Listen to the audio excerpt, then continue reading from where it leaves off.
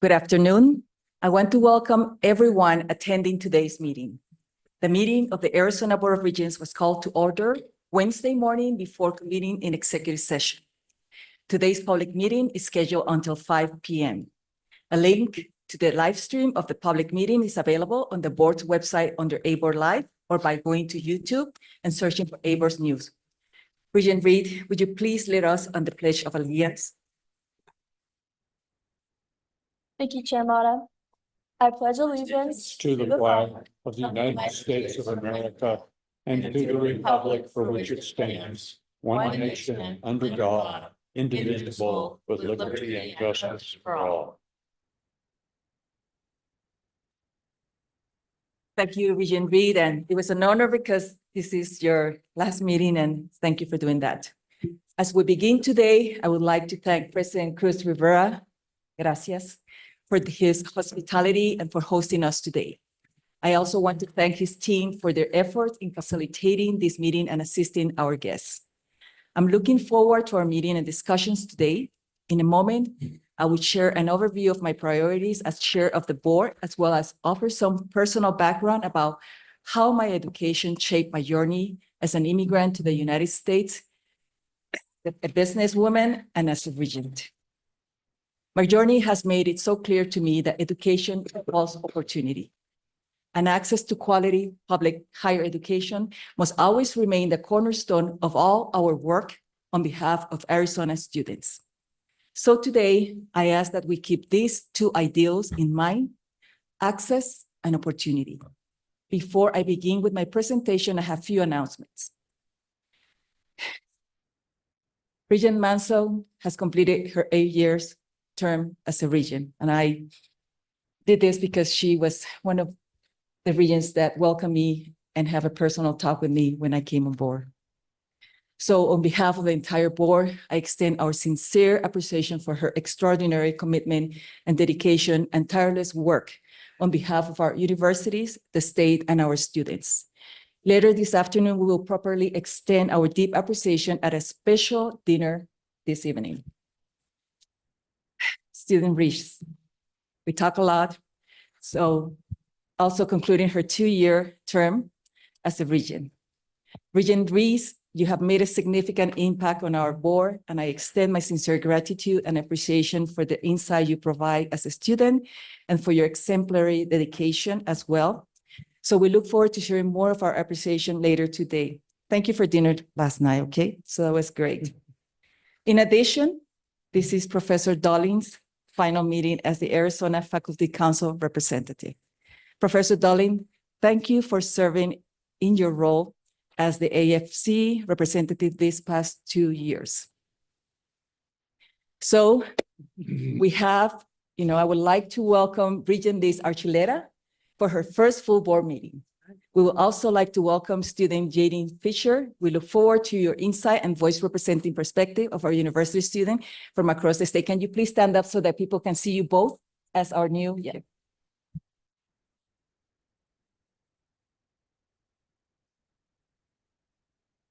Thank you. In today's meeting, the board will receive a presentation on FAFSA.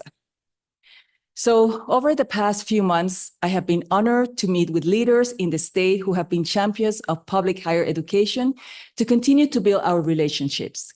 Interim Executive Director Chad Sampson also have been reaching out to key leaders in the state so we can advance our work together.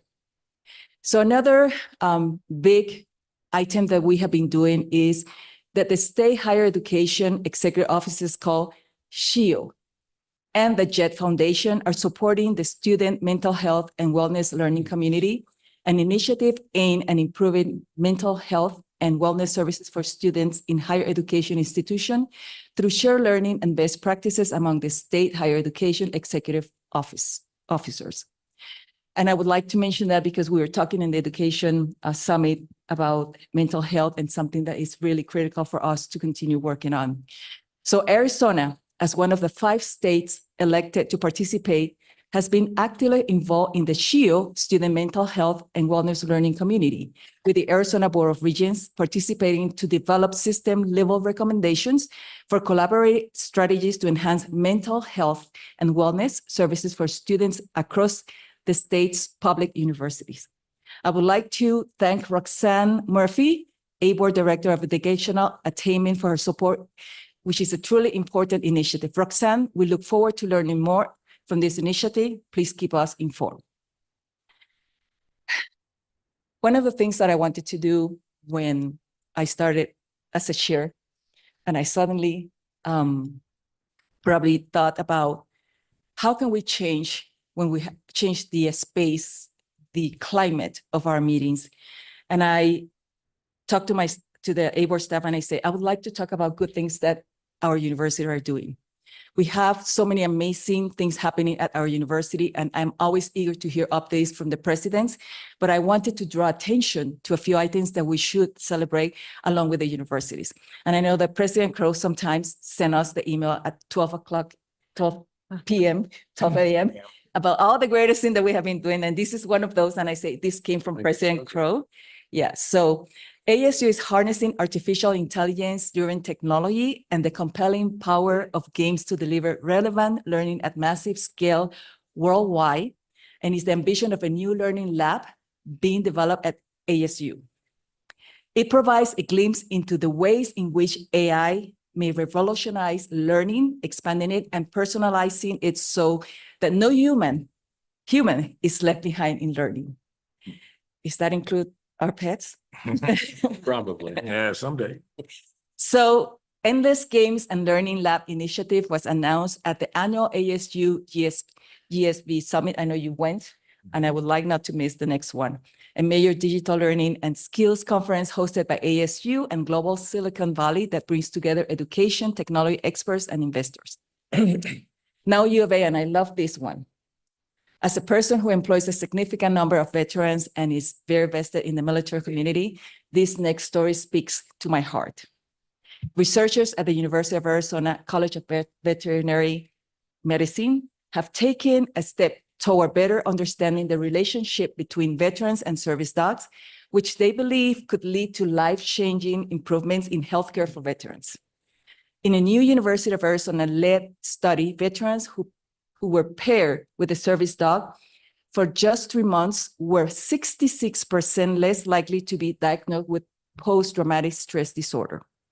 This story generated more than 300 media mentions, and lead author Maggie O'Hare has been interviewed on CBS News, the AP, and the USA Today. So the study results provide clear evidence that partnership with a service dog may be a highly effective complementary medical intervention. And I will tell you that my pets, before they pass, they were my therapist. And I'm sure every time I look at your phone, you have your pet in the picture of your pet. And I think that, regardless, they are so important for us. So now Northern Arizona University. The Arizona Commerce Authority recently allocated $13 million to NAU to expand training programs and research related to metrology, a foundational component of semiconductor manufacturing and innovation. So NAU will leverage the ACA investment to enhance Arizona semiconductor ecosystems, including establishing a semiconductor training center at the University of North Valley's campus in Phoenix, serving microelectronic and semiconductor industries that require a skilled workforce. And second, a campus-wide metrology research and teaching laboratory, bringing subject matter expertise from multiple disciplines, including electrical engineering, computer engineering, mechanical engineering, Myra, physics, and chemistry. So the staff asked me, and we waited until today to talk about my story. I never like to talk about my story because I start crying.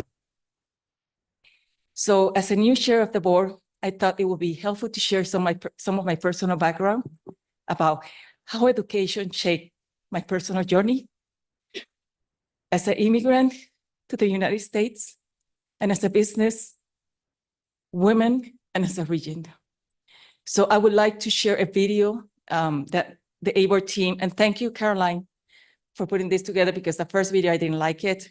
I was trying, it was in Tucson, and I was in a rush. And you know, when women is in a rush and they try to do their shampoo, their blower, and their makeup, it doesn't work that well, okay? So I don't know about other women, but I feel like I have to take the time, especially because I haven't had time to really sharpen this up. But I would like to share that video, and I will ask the staff to play it. My parents always told me, your degree would take you places. And I took their words to heart. Mis padres me dijeron que mi título universitario me iba a llevar a muchos lugares, y tomé sus palabras en mi corazón. That is the power of higher education, the ability to chart your own path, to explore opportunities that otherwise wouldn't be open, and to be the architect of your own destiny. No matter where you come from, you're able to change the course of your future. Expect change to be the status quo in your lives. I grew up in the Republic of Panama as the daughter of immigrant parents from Hong Kong. Our family faced challenges as immigrants. We spoke a different language at home, and working full-time started at a very young age. I was a first-generation college student, the first in my family to earn her undergraduate and graduate degrees. I worked from 8 to 5 p.m. and attended college classes from 6 to 10 p.m. There was a cathedral next door to my college that had a daily mass starting at 6 p.m., the exact same time I was in class. And I had to tune out the pre-sermon and the noise of the streets to hear the soft voice of my professor. What I learned from this experience was how to ignore the distractions and noise and stay focused on my goals. So it is full circle to be serving on the board. I have seen the transformative power of a college degree and where I am today because of education. Across our state, there are countless young people of limited means who want something better, just as I did. They need to know that college can change their lives too. The American dream and public higher education are intrinsically intertwined. As an immigrant who has realized the American dream through the pursuit of a college education, I can attest to the power of public education in leveling the playing field and opening doors to a brighter future. To ensure that all Americans can realize the American dream, we must work together to create greater access and opportunity for our students. Through programs like the Arizona Promise program, we can help more Arizonans earn a degree and develop the skills they need to succeed in our state's thriving economy. Our state is stronger because of the critical workforce development happening at our 3 public universities, from healthcare to cybersecurity and defense, and much more. We're training our future workforce. The work being done at the campuses across our state is impactful and important. As chair and as a region, I promise to work on behalf of our students and our state. We all benefit from our public universities. They are providing opportunity to our next generation to make a change in their lives, their family's life, and in the community. Thank you.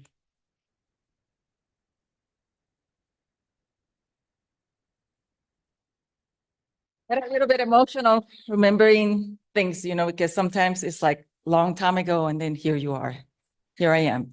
So we also have a PowerPoint presentation. My staff insisted, you know, to put this together too. And so my journey has made clear the power of education. I want to make sure that all the students who's looking at this YouTube, all the students that wants to dream, that they have the opportunity and understand the power of education. I'm a proof of life-changing potential of higher education, along with undefeated spirit of perseverance, because I was listening to the math and also listening to my professor. That was so hard. It is how I realized my dreams, indeed, the American dream in the United States. So during my term as chair and my appointment as a regent, I will work on behalf of our students and our state so the opportunity of the power of education is available to all. I want to share an experience I have with UAGC, because we never talk about why we are here. And why we're here is because of commencement, when we shook the hands of those students. But when I shook the hands of the University of Arizona Global Campus, where the youngest was 19, the average was 44, and the oldest was 76, it just took my heart to a different level. And how over 8,000 students from U of A GC graduated.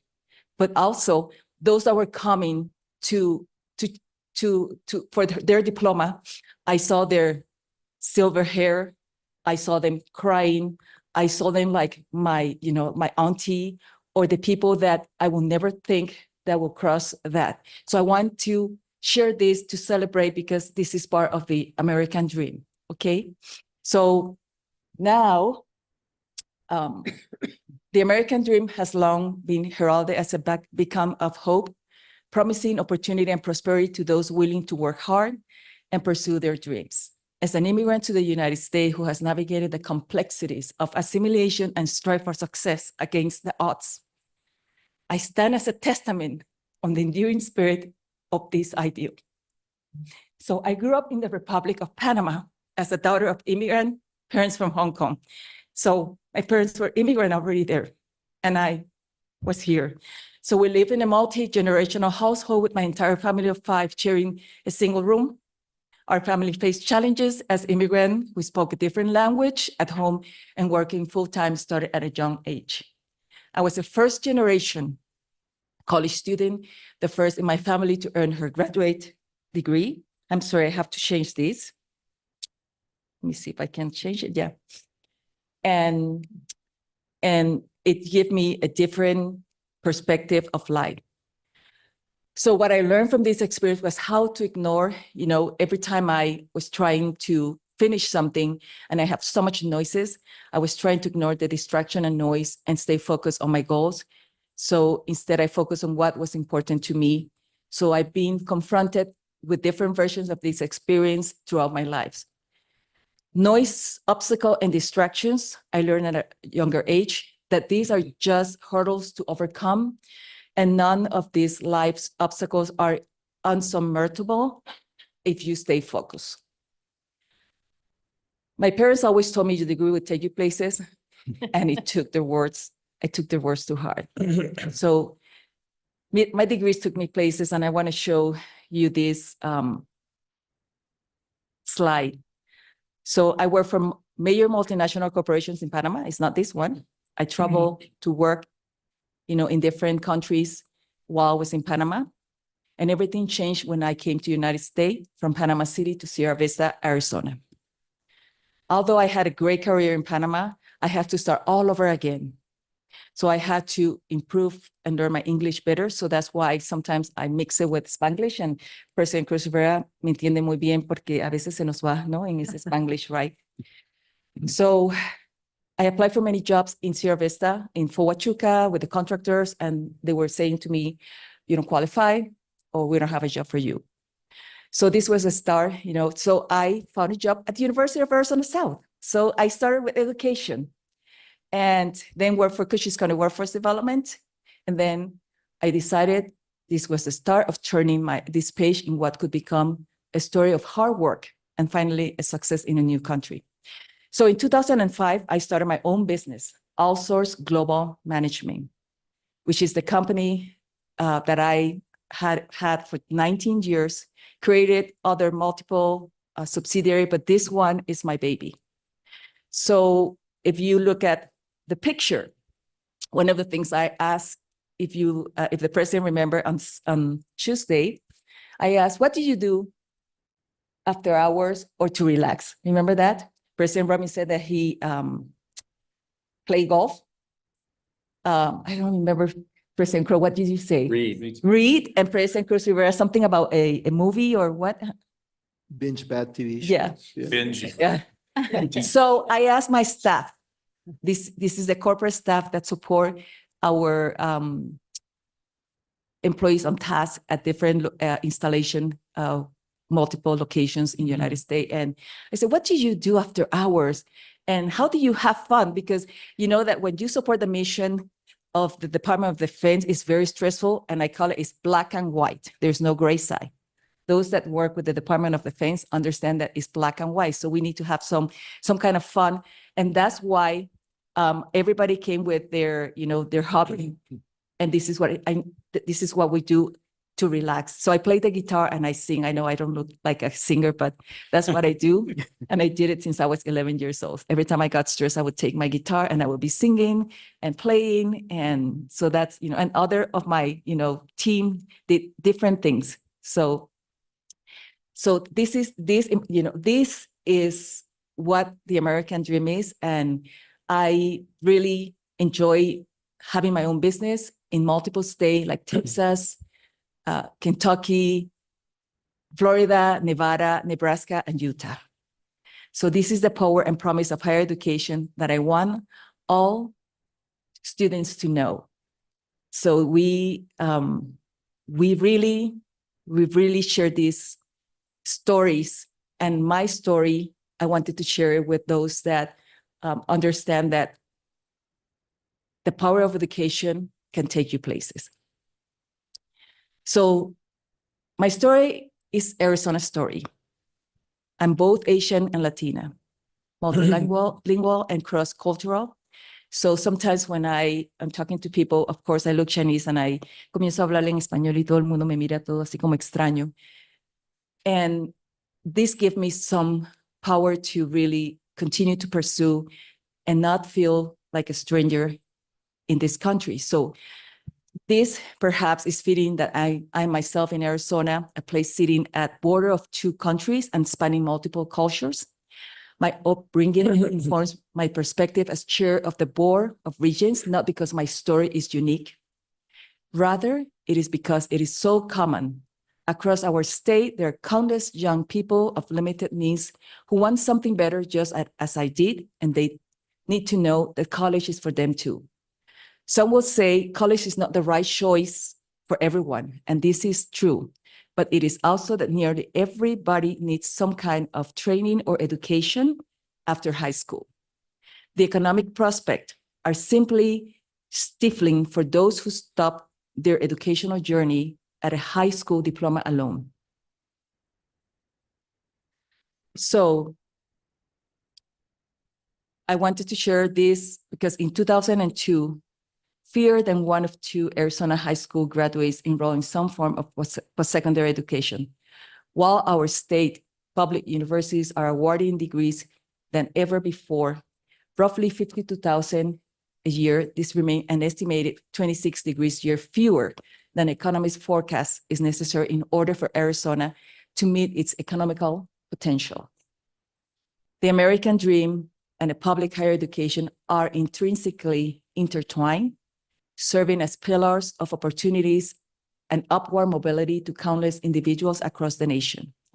As an immigrant who has realized the American dream through the pursuit of a college degree, I can attest to the transformative power of public education and leveling the playing field and opening doors to a brighter future. However, the American dream cannot be fully realized without addressing the challenges that persist with public higher education, including affordability and accessibility.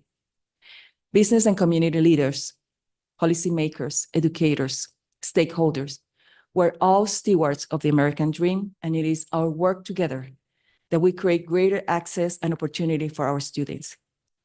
We must work together to increase educational attainment in our state, a priority that is crucial so that Arizona has a competitive workforce for the future. We must continue to prioritize investment in programs that help students access college.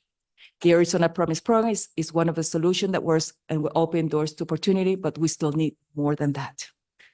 We continue to advance workforce development through critical initiatives such as Arizona Healthy Tomorrow to ensure we have the healthcare workers to care for our families. As chair of the board, I'm committed to collaborating with industry across the state and seek partnership from all. I'm very committed to bringing together the board, the universities, our various industries to work together in collaboration to leverage our strengths, advance opportunity, and solve challenges for our state. In particular, I'm looking to build in partnership with the military leaders in our state and foster a platform for our industry to advance scientific knowledge, develop technology, and enhance security. Together, I believe we can help position Arizona as a leader in the national security ecosystem. This fall, we will launch an inaugural convening of our university and the state military bases to launch this new work together. I'm also interested and keenly interested in fostering our relationship with neighbors in Mexico and Central America. I recently joined our presidents along with presidents from Mexico to talk about how do we shape the future of higher education and workforce development. That was Tuesday. I also had the opportunity to join ASU in my home country, Panama, to discuss opportunities to expand its efforts to support development of the semiconductor workforce and supply chain on a global scale. In the upcoming months, as a chair, and over the course of my work as a region, I look forward to this continued work and identifying opportunities to advance the future public higher education and our state. And for my conclusion, and in my heart, I'm still a young girl who dreamed big, whose mother told her that education was the most important thing for her future. My education let me dream big. It let me explore all the possibilities and opportunities around me. And as a chair and as a region, I promise to work on behalf of our students and our state. We're all beneficiaries of our education, of our students who will become our leaders and continue to forge the American dream for others. Thank you.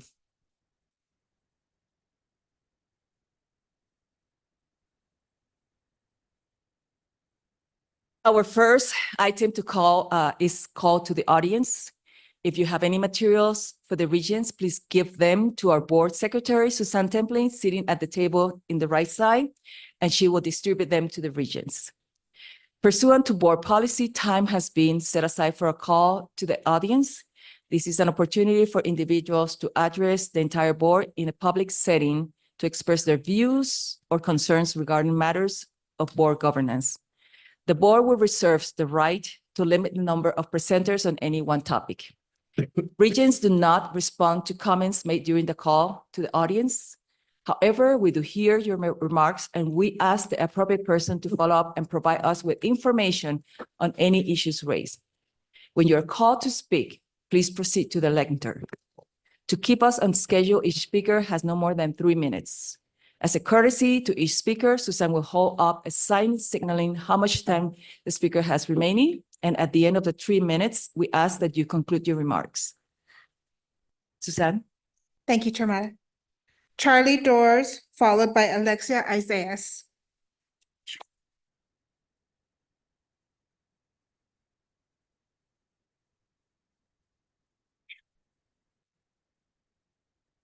Thank you, and I agree with Chair Mata, and I'm happy to use this meeting to talk about the accomplishments and actions of the board and the presidents.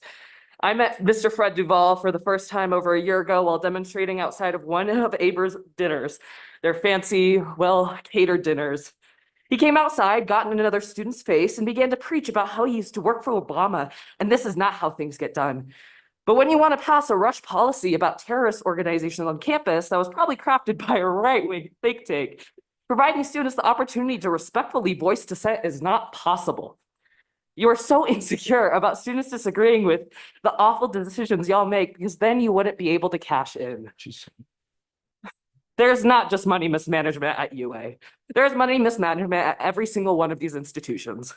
While y'all collect six-figure salaries or the financial benefits of protecting white supremacists on campuses and pretend to listen at these meetings, student fees and tuition are going to pay the VPs and administrators coordinating with the police departments to brutalize students. While President Cruz Rivera could have prioritized the sexual assault epidemic on this campus, or the hunger and housing crisis, or the rampant discrimination, he chose the six-figure bonus instead.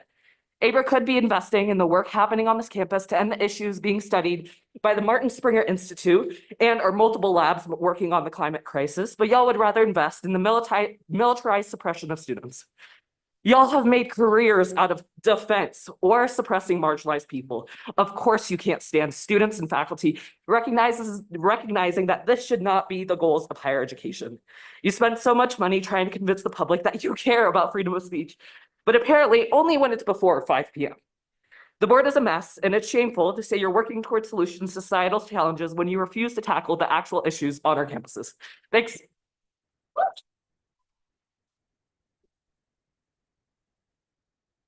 Alexia Isaias, followed by Lexiri Coronado.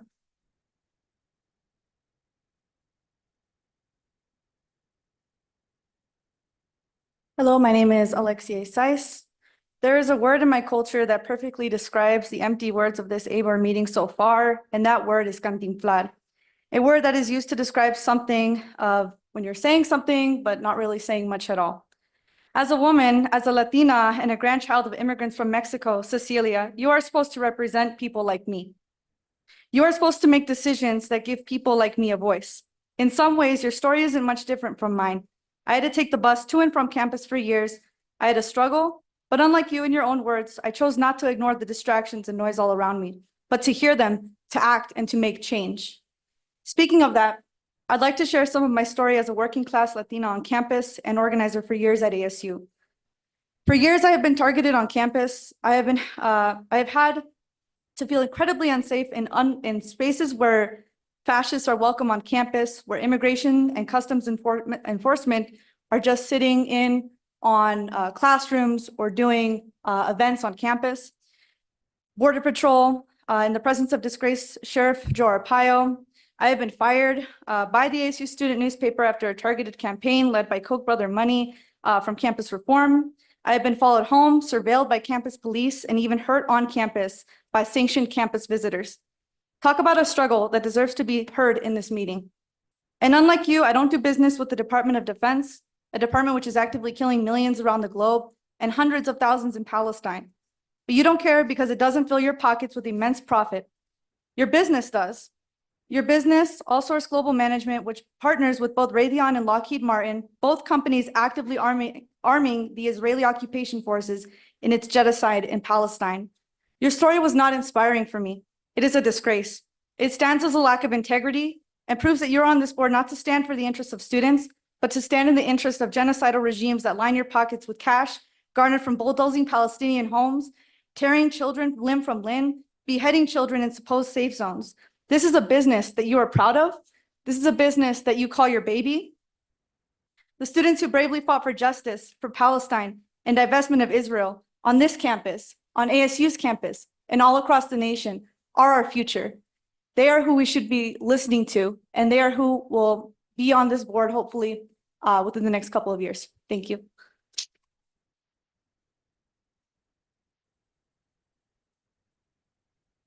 Lexiri Coronado, followed by Madison W.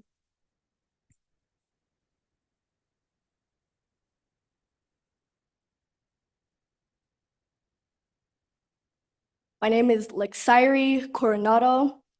I am one of the students who is currently interim suspended at Arizona State University. I am also the proud daughter of 2 illegal immigrants who came to this country for a better future for their children. My parents' struggle has made me who I am. My parents' struggle is why I have and will continue to fight for the Palestinian cause. It is why I took a part of the encampment, where Michael Crow refused to meet with student organizers unless they were a part of student government. Shame.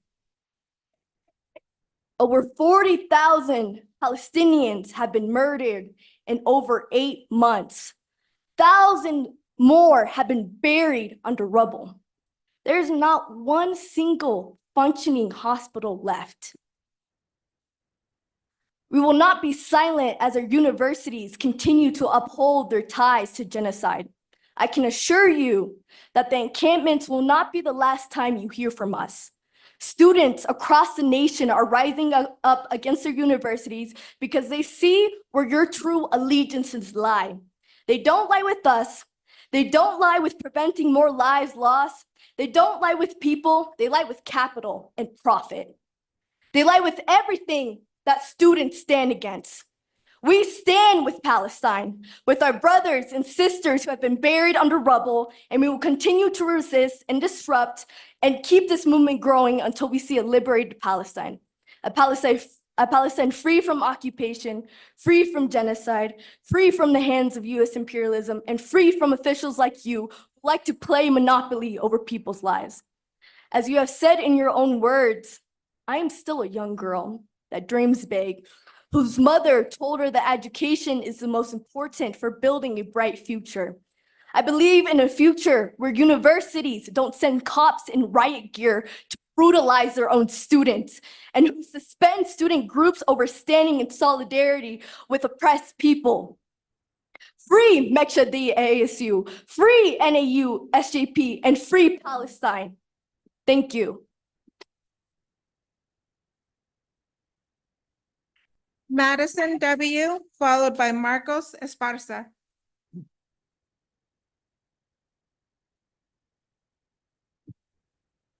Charles Herman is an incoming first-year master's student in social justice and human rights at ASU's West Valley campus. I'm going to read for him. I had never been to the ASU Tempe campus prior to the peaceful protests on April 26th. We sang, we danced, we chanted for a free Palestine and liberation of all people in the Sudan, Congo, and elsewhere. I believe in a world where all Indigenous people reclaim their stolen land. I joined ASU as a graduate student because I believed it was a beacon of hope for the future, and I believed that I could exercise my free speech rights, especially since it houses under the new College of Interdisciplinary Arts and Sciences a program specifically called Social Justice and Human Rights, one of the only two that I could find in the entire United States. I strongly believed that ASU would uphold my right to peacefully protest and to take what I will be learning and put it into action. Nothing I did on April 26th disrupted in any way student activities or educational learning. I remained peaceful despite counter-protests and police involvement. Up to and during the arrests, at no time did I resist. This is a protected First Amendment activity, and as a university that receives federal funding, it is even more so protected activities. I was shocked at the response of ASU and the Arizona Board of Regents. These protests were peaceful, but we have been subjected to so much harm just so that we can restore the most basic of human rights to the civilians of Gaza and elsewhere in Palestine, of food and water. Our protest was meant to bring attention to these atrocities. And during the protest, I heard no notice from law enforcement at all during the day, evening, and night that indicated we had to leave. No warning was given, and then we were surrounded by law enforcement in riot gear. There were loud noises from megaphones and from folks that barred me from hearing any instructions to leave. Then, when I saw riot police, I grew more scared and stayed in a protected line so that I would hopefully escape unharmed. I was worried for my physical safety at this point. Upon my arrest, I was held for 18.5 hours. My food and drinks and other items seized. I was not adequately fed. Some stale bread, 1 Gatorade, and cookies for lunch, and frozen stale bread for dinner. I witnessed inhumanities among the corrections staff, calling us criminals, and that we asked to be here, and telling the others we sat with, arrested for various things, that they chose to do drugs and thus asked for the impact of that decision. It was disgusting. It was inhumane. We did not see a judge for at least 12 hours, and we were not released for a few hours after that. After my release, the mental challenges that I had before were exacerbated. My social anxiety worsened. I did not leave the house for a week, except when I was meeting with friends. I did not work for a month. I could not step foot into a grocery store for over a week. I could not even bring myself to watch TV or clean my apartment. I have luckily begun a new job, but it was not for this job. I would be unemployed. I was doing rideshare prior to this, and I could not bring myself to drive for 10 hours a day. This has all been exacerbated by ASU administration saying we are not cooperating. Yet it is all the administration who has kept the students in the dark for well over a month with no update. I called ASU to ask for help navigating starting school in the fall, and they said they would call back and never did. I have had to push the start of my program to the spring because I felt that if I did not, I would lose money. I accepted this job, which runs through November, because of the unknowns regarding my suspension. We demand accountability for the actions of ASU administration. Free Palestine.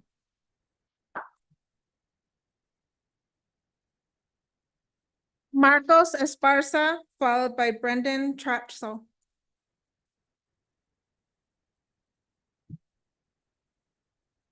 Hello. I'm a graduate student at the University of Arizona. I'm here to talk about the recent hiring of John Arnold as COO of the university. He'll be making $550,000, $50,000 more than his predecessor, Lisa Rolney, did. I thought we were trying to fix the budget deficit.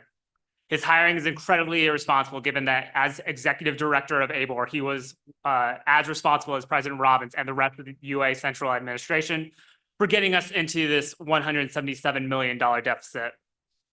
The budget reductions to fix this deficit have been completely borne by staff, faculty, and students, with a raise freeze, hiring freeze, beginning of layoffs university-wide, the non-continuation of contracts, and ever-increasing tuition cost. These changes have obviously further made students and staff more financially precarious and have had wider effects on Tucson as a whole. The Graduate Student Professional Council has yet to receive funding for the summer and coming semester. Students can no longer fill prescriptions on campus, and many other vital student services have been cut because the UA administration and Arizona Board of Regents' financial mismanagement.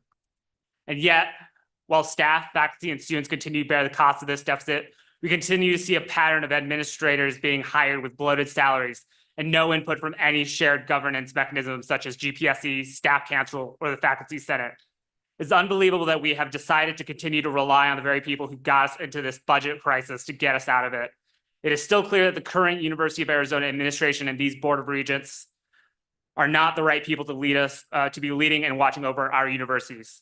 Chalk from the top.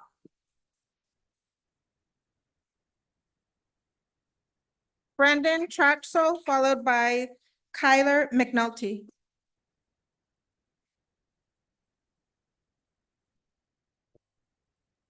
Good afternoon, Regents, and thank you for allowing me to speak today. My name is Brendan Trachsel, a member of NEU's class of 2023, former ASNEU president and incoming graduate student at NEU this fall.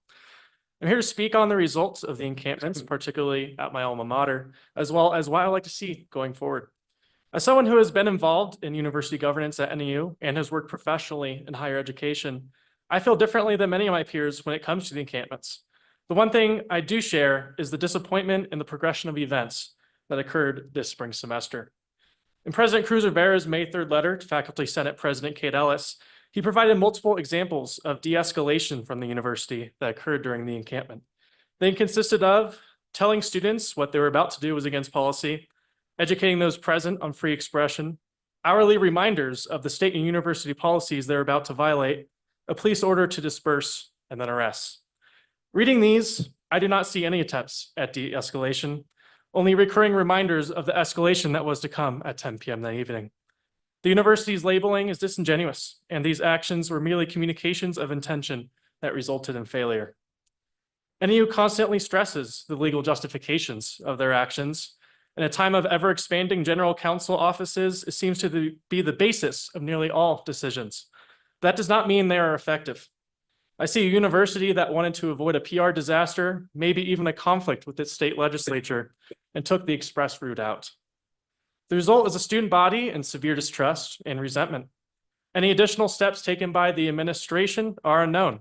We have no insight into what internal discussions or considerations looked like, as there is still an active public records request for those documents submitted 50 days ago. Going forward, as I emailed to the president's office in May, I'd like to see NEU and all Arizona universities recommit themselves to institutional neutrality, similar to the principles of the Caven Report, which the Foundation of Individual Rights and Expression is tracking nationally. Additionally, NEU should create a task force of diverse parties to create more effective civic action response plans, because stop or be arrested is quite narrow and ineffective for a university that is committed to a bold and boundless future for all. Edward McGuire, professor at ASU, published an article in 2015 to the St. Louis University Public Law Review titled "New Directions in Protest Policing" that I recommend reading. As a passionate supporter of my alma mater, this spring's events mark the end of the honeymoon period of this new administration and marks the beginning of a new opportunity to critically reevaluate policies, actions, and governance structures for the better of our community. Thank you. Tyler McNulty, followed by Scott M.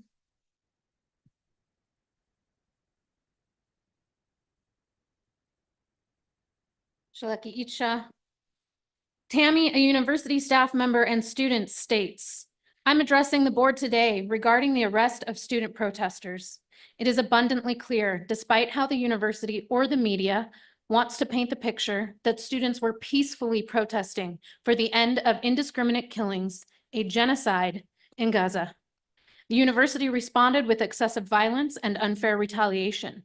ASU barred students from contacting their professors, kicked them out of their campus housing, withheld their earned degrees, banned their access to student work and classes. It's a real shame that you have revoked your obligation to uphold the highest standards of education and tenets of free speech. Over 40,000 Palestinians are dead, a third of which are children, and over 100,000 are injured. Being upset over these grave figures doesn't mean that students are engaging with terrorist organizations.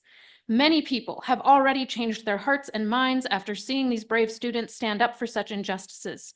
It's not too late to step even 1 foot in the right direction and to stand on the right side of history. Release the ban on student and community protesters and divest from weapons manufacturing and companies complicit with genocide and war crimes. The collective responsibility is on us to do so. Hello, my name is Maya Vallejo, and I am one of the students who was arrested at the pro-Palestinian protest at Arizona State University in late April. I am here today to make sure that you, the Board of Regents, are aware of what I and my fellow students have endured and continue to endure. The night of the protest, I was shoved to the ground by police in riot gear multiple times. I had a baton shoved into my arms and chest. I was zip-tied and chained. I saw someone's zip ties were so tight that her hand started turning blue. Before even being told our charges, we were held in a small holding cell. I could not relax, let alone sleep. It was freezing cold and we had no concept of what time it was. I watched people sleep on the floor next to a dead cockroach simply because there was no other space for people to sit. We were then transported to Lower Buckeye Jail, where we remained until our release. I was in jail for approximately 25 hours with no sleep, a few pieces of rock-hard bread, all because I participated in a constitutionally protected protest. I know the members of the board are aware of how student protests have been instrumental in making changes in this country, and I know that your children are being taught the power of civil disobedience in their schools. In fact, President of ASU, Michael Crow, even said in his commencement speech to fight for freedom of speech. How does it feel to champion freedom of speech and civil disobedience while at the same time trespassing and suspending us for engaging in the same? The board's promise, as listed on your website, reads to seek solutions to societal challenges. What is the solution here? What is happening besides potentially derailing the educational future of dozens of students, all because they engaged in the constitutionally protected and celebrated act of civil disobedience? And lastly, I want to mention that while I have suffered and continue to suffer because of this situation, this pales in comparison to what the men, women, and children of Gaza are experiencing on a daily basis. I hope that I can be as resilient as they are. Scott M., followed by Gregory Lalo.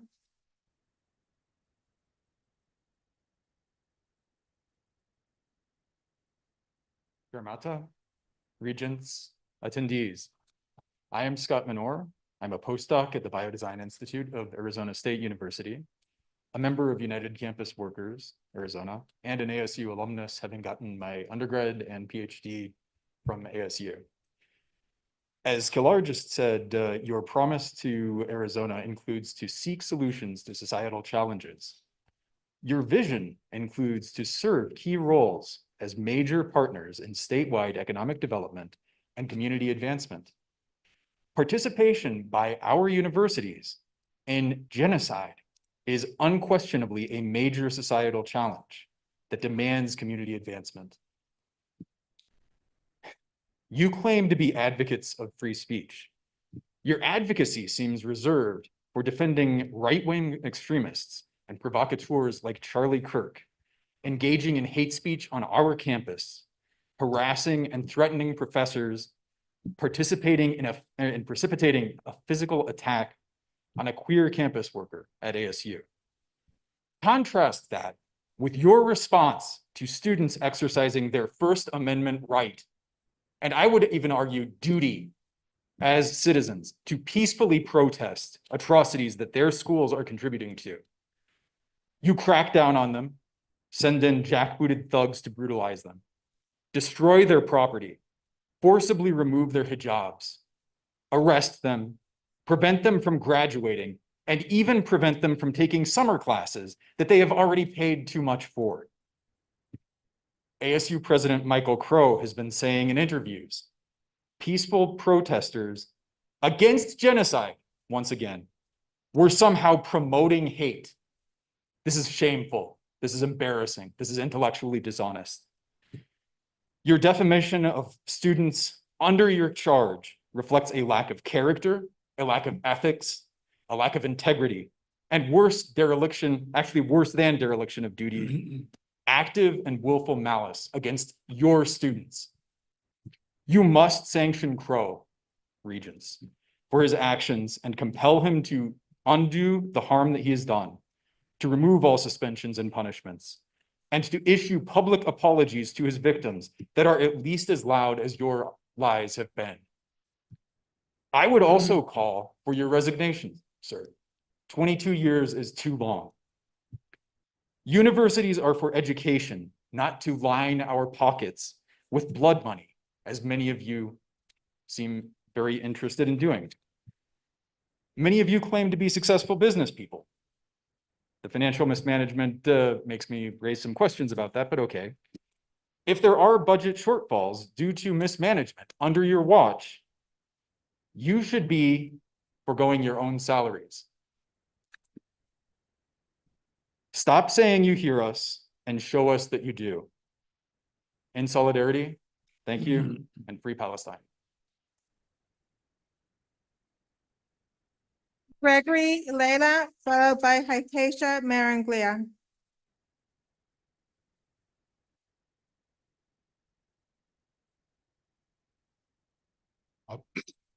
My name is Dr. Gregory Layla, and I am an instructor at NAU and a member of UCWAZ.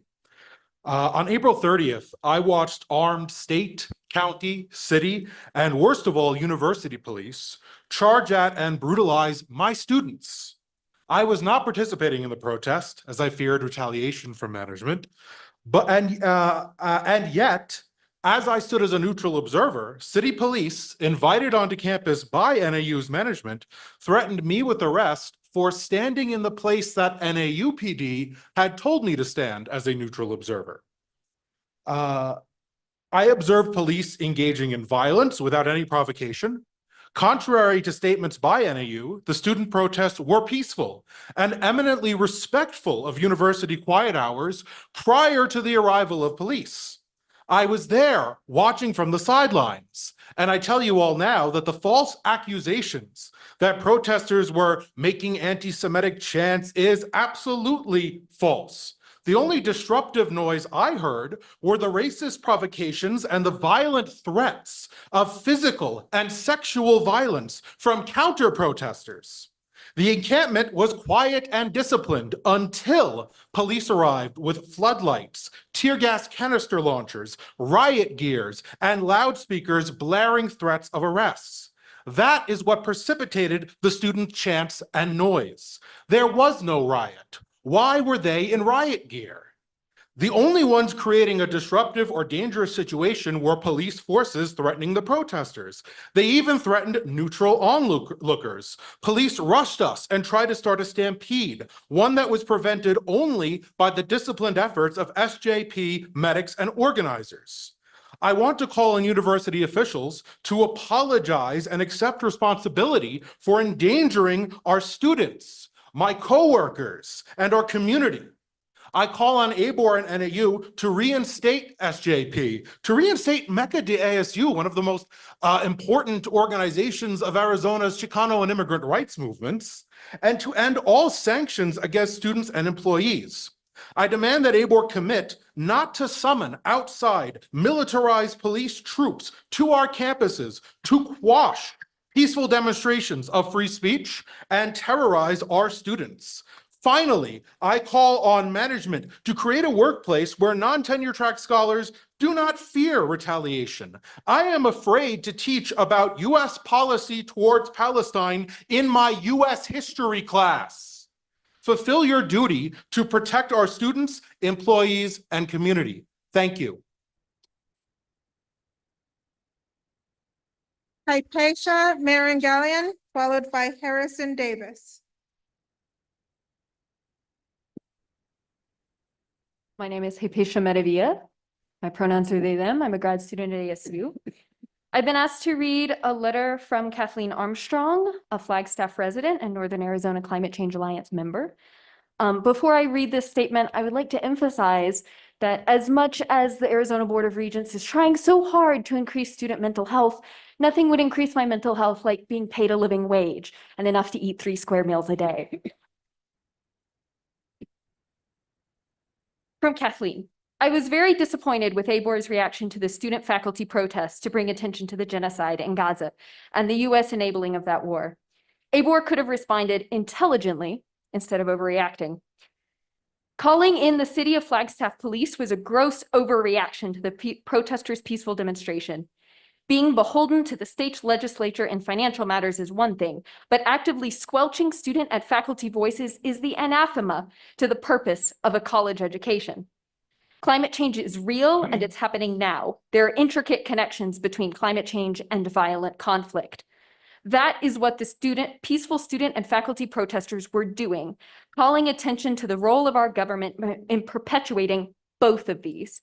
We are in a climate change emergency right now, and ABOR should be encouraging peaceful protests like these rather than enabling violent responses to them. At the end of the statement, I would just like to remind you that UA put its climate change pact on pause because of the financial crisis that you caused.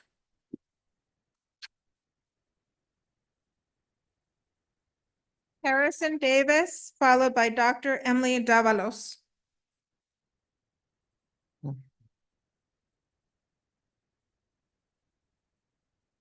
Hello, my name is Harrison Davis. I'm a former public school teacher in the state of Arizona, and I'm a current graduate student of history here at NAU. I would like to just pose a couple of questions for you, no response necessary. This is a reflection that I used to use in my own classroom. Why is the United States no longer legally segregated? If any of you can remember back to your own grade school classrooms, how do we remember Martin Luther King Jr. and his followers?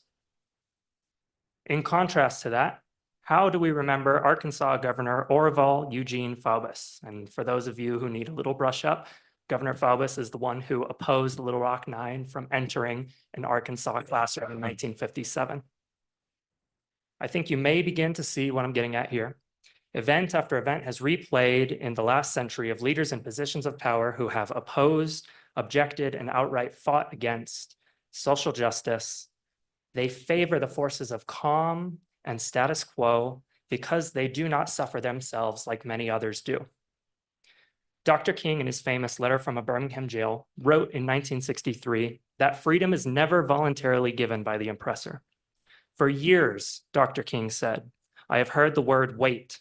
This wait has almost always meant never. In the future, when young students study our crucial years, where do you want to be? With the forces of change, justice, and freedom, or with the powerful tyrants of repression and hate? And lastly, you have been attacked today, but you will go home to your families. There were no guns, no bombs, no toxic gas in this room. That is a privilege, a great privilege that we must remember that we all share every day. Many thousands in Palestine do not have the luxury of these conditions. protect students' right to protest, reinstate suspended students, and divest from companies complicit in genocide abroad. Thank you. Dr. Emily Davalos, followed by Haley.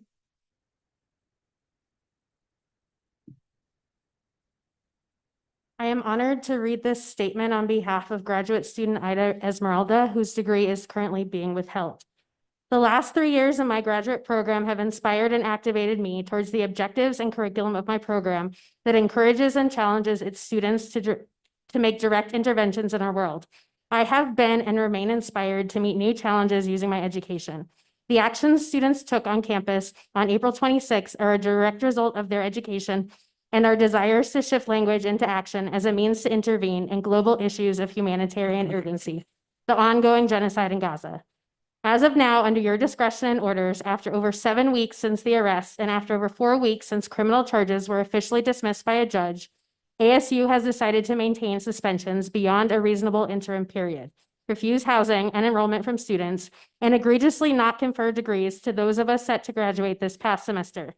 Despite cooperation with my case investigator and multiple questions regarding how this process would unfold, I, along with many of my fellow students, have yet to receive transparent information regarding why the suspensions have not been lifted. When an injunction was filed on behalf of students, the ABOR legal team argued students did not have proof of irreparable harm caused to us. However, I ask you to consider how missing 7 weeks of work study, on-campus jobs, resume building opportunities, missing summer courses that disrupt academic progress, and having degrees withheld at a time in which many of us should be applying to jobs and fellowships is not causing harmful and irreparable disruption of our lives, financial well-being, and emotional stability. All of the charged students have abided by disciplinary procedures set forth by ASU, yet administrators continue to tell faculty and media outlets that students have opportunities to modify their suspensions by working with their case investigators. However, over the past few weeks, all of our appeals and requests for modification or further information have been denied or stalled with no access to basic information. To date, no substantive answers or guidance for myself and others have been provided by the office or anyone else at ASU. None of us students have any clarity on when suspensions will be lifted and how long ASU will take to go through their code of conduct investigations. The last vague communication I received was that hearings would probably not going to happen until August. This is unacceptable. The ASU students that worked in solidarity with Palestine on campus fully believe that our First Amendment rights would be protected and honored by our academic institution. We also believe that our educators and university would see our actions as a testament to the vibrant education at ASU. I attended because I felt moved to apply my theoretical training and act in a way that aligns with the views of leading scholars and global calls for justice. To remain silent or to refrain with the status quo would go against the mission of my education. I want to emphasize that the actions that the ASU administration and ASU police have continued to take since April 26 are a form of punitive collective punishment attempted to silence future student imaginaries. The decisions you make today matter now, not 20 years down the line. And on behalf of myself, Palestine will be free. You can choose to stand on the right side of history or continue to fund genocide.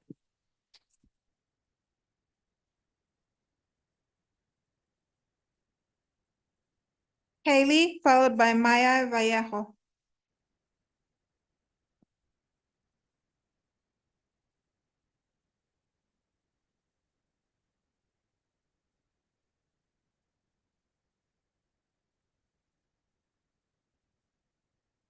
Haley? Maya Vallejo, followed by Kyle Nitschke.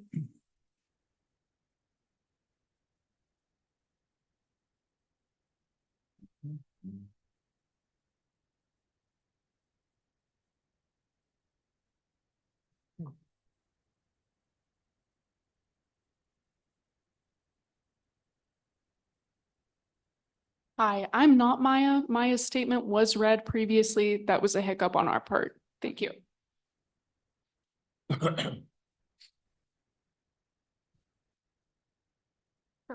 Kyle Nitschke. Yeah, thank you so much for your time this afternoon. Chair Matta, Regents, University Presidents. My name is Kyle Nitschke. I'm the co-executive director of the Arizona Students Association. We celebrated our 50th anniversary this last year. We were originally founded by the student body presidents of NAU, ASU, and U of A to be able to have a voice outside of student government for students. We had the privilege of going down to the state capitol earlier this year to fight for funding for the universities, fighting for the Arizona Promise Program, for AZ Healthy Initiatives, and for general funding for our universities. Many of the student leaders that do climate marches, that do abortion marches, that were part of the Palestine encampments, they are your leaders that joined us at the Capitol at our Youth Empowerment Summit. They are advocating for you at the state legislature. They are your leaders. Let them lead you. As a community member in Flagstaff, I'm just extremely disappointed by the Flagstaff Police Department being a part of this and NAU administration allowing it to happen. I think the students have said enough, and you guys understand that changes need to happen and you made the wrong choice. And I think what I want to hit on just briefly again is that the state legislature, you guys saw the budget. They don't care about you. It is the students who are funding our universities. So you need to listen to them. You need to hear them. It's their tuition dollars that are funding this, not the state government. Okay. Thanks so much for your time. Susan Shapiro, followed by Anthony Garcia.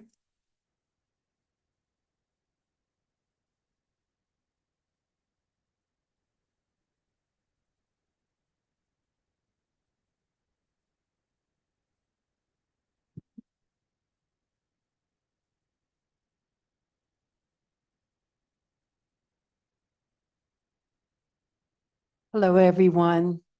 My name is Susan Shapiro. I'm the founder and director of Indivisible Northern Arizona here in Flagstaff.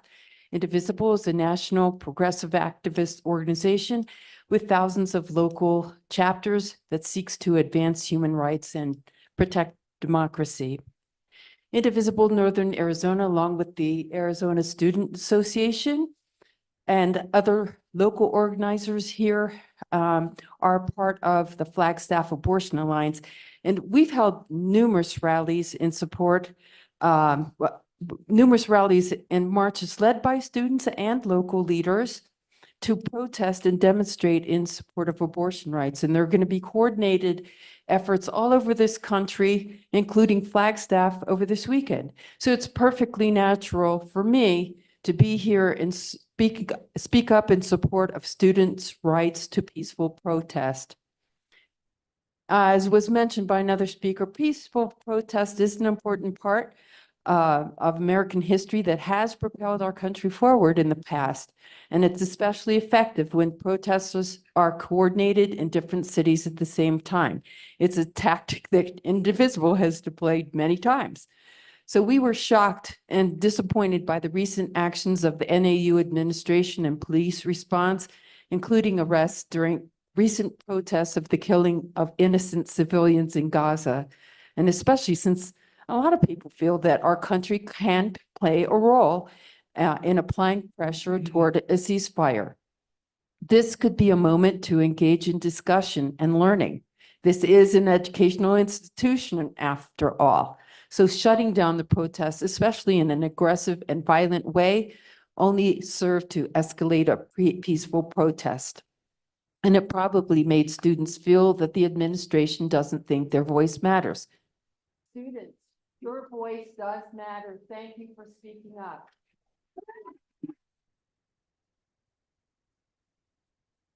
Sorry, I lost my place. Please extend a little bit of grace here.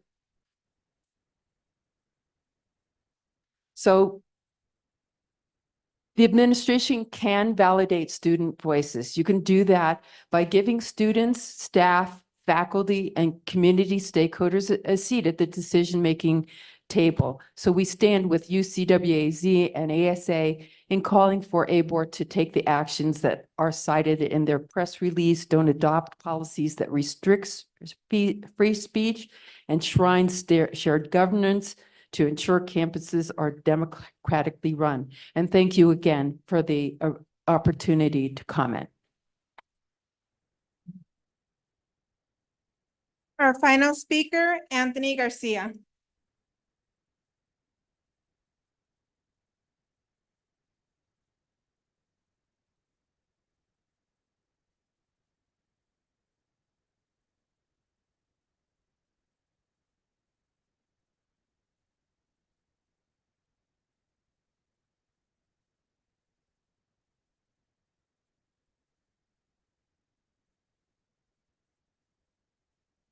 Hello, Board of Regents. My name is Anthony Garcia. I'm a lifelong resident of Flagstaff, multiple generations. My family comes from this region.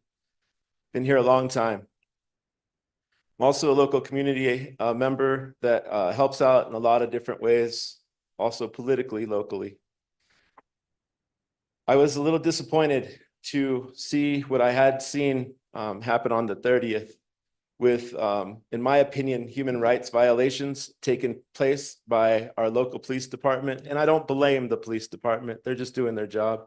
I blame those who gave them the orders to do that. I didn't bring this up here because I'm a great musician and I wanted you to hear how I played the flute. It's a visual aid. So you guys could see about the size of what a real baton looks like.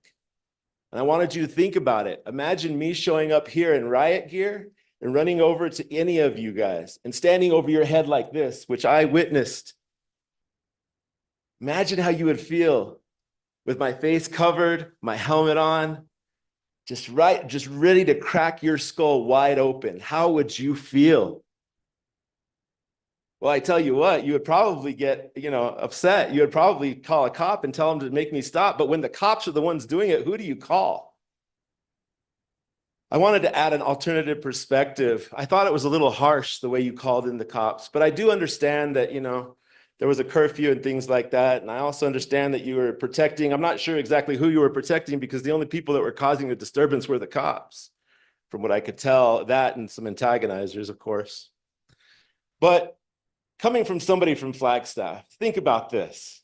If I was the president on that day, I would have brought me a sleeping bag and I would have brought some faculty with me. I would have showed up with some marshmallows, some chocolate and some graham crackers and maybe a little gas fire pit so we could make some s'mores together.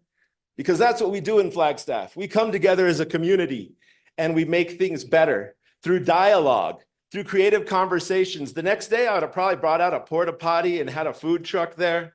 And I would have let them know by 5 o'clock, this is not going to end and we will call the cops in at that point. But why would you not make a teaching experience and a teaching moment happen at a university when you could actually actively do it? Why would you not? Like, how is this such a crazy idea? I'm just a common guy that doesn't have an education, and maybe that's why it's a crazy idea. I'm not happy with the way that the people were treated on that day. I wish that they would have had more of an opportunity to learn from this experience and not have a stigma that's going to last the rest of their lives by being arrested and by being victimized. You didn't just hurt them physically, but you did hurt them physically, people the age of my daughter, but you also hurt them spiritually, probably for the rest of their lives.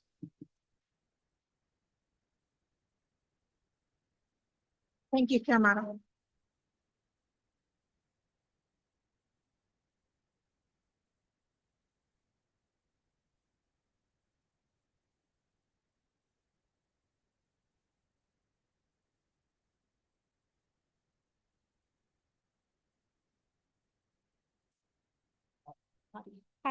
Hadi, we have one more speaker, Hadi.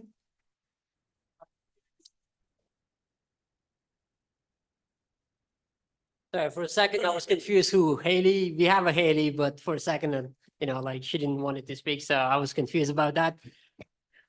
My name is Hadi Hassani. I'm one of the founders of the SGP chapter at NAU, and I'm a proud member of Arizona Student Association, where we proudly fight for students right across the 3 universities. I'm glad that the Board of Regents is getting more diverse, but having a minority token is not enough. What we need is people that actually represent students. President Cruz Rivera proudly says that he's a proud Puerto Rican. But if he is a proud Puerto Rican, he would stand on our side. Puerto Rico has been colonized for decades. And they are actual people that has been fighting for decades to get liberated or at least get represented in this country. But does he say that? Of course he doesn't. As we were doing the encampment, we were peaceful. We had 3 Jewish professors that are our advisors, and we have Jewish students that are part of the leadership. But President Cruz Rivera accused of being anti-Semite. Being Semite is being from the Middle East. That does not only include Jewish people. That includes Muslim people, that includes Christians that live within that area. That is not just Jewish people. And he probably took a picture with the Zionists who came and told us that she wished we would be bombed the way they're bombing Palestinian people. Did he do anything about those people? No, of course he did not. But what he did, the only club that exists in this city, in this university, he got rid of that club. The only club that advocated not just for Palestinian rights, but for every colonized people, including Puerto Ricans, that has been fighting for decades. But what did he do? He got rid of that club. And he gives us what reason? That we were anti-Semites. We have Jewish advisors who are there on the night of encampment. And he uses the reason that we were being loud, we were being dismissive, we were using hatred speech against the Jewish people. No, we were not. There were so many Jewish people among us. But what did he do? And what he does being forward? Does the Board of Regents does anything about what happened at ASU, NAU, and U of A? And I give you guys, the reason why you do not understand the students, and I do not want to be hateful or anything. There's a reason why you guys, there is so much age difference, because you guys do not understand what the students go through with the tuition and everything else. Thank you for your time. Thank you, Chair Mata. Thank you, everyone, for your remarks. Next, the board is asked to approve the consent agenda. Items on the consent agenda includes items 13 to 29.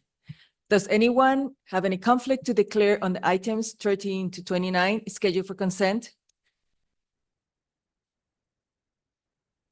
Hear none. I move that the board approve items 13 to 29 as listed in the consent agenda. Do I have a second? Second. Thank you. All those in favor say aye. Aye. Oppose? Any abstentions? Motion carries. Our next item is discussion and consideration of legislation affecting the university enterprise. I would like to welcome Thomas Atkins to discuss our legislative affairs portion of the agenda. Thomas, welcome. The floor is yours.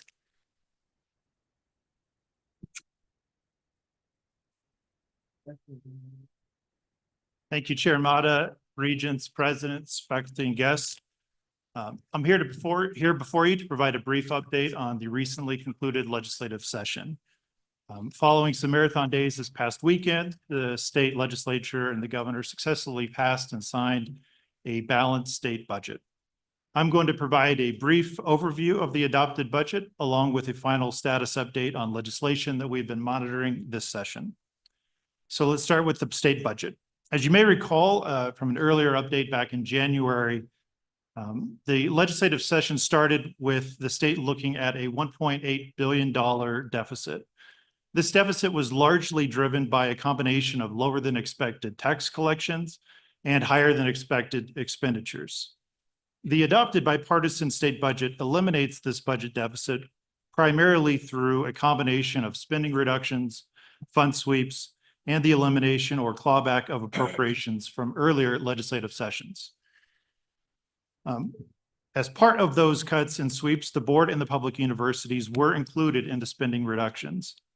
Specifically, the board and universities received a 3.45% lump sum reduction to their respective general fund appropriations.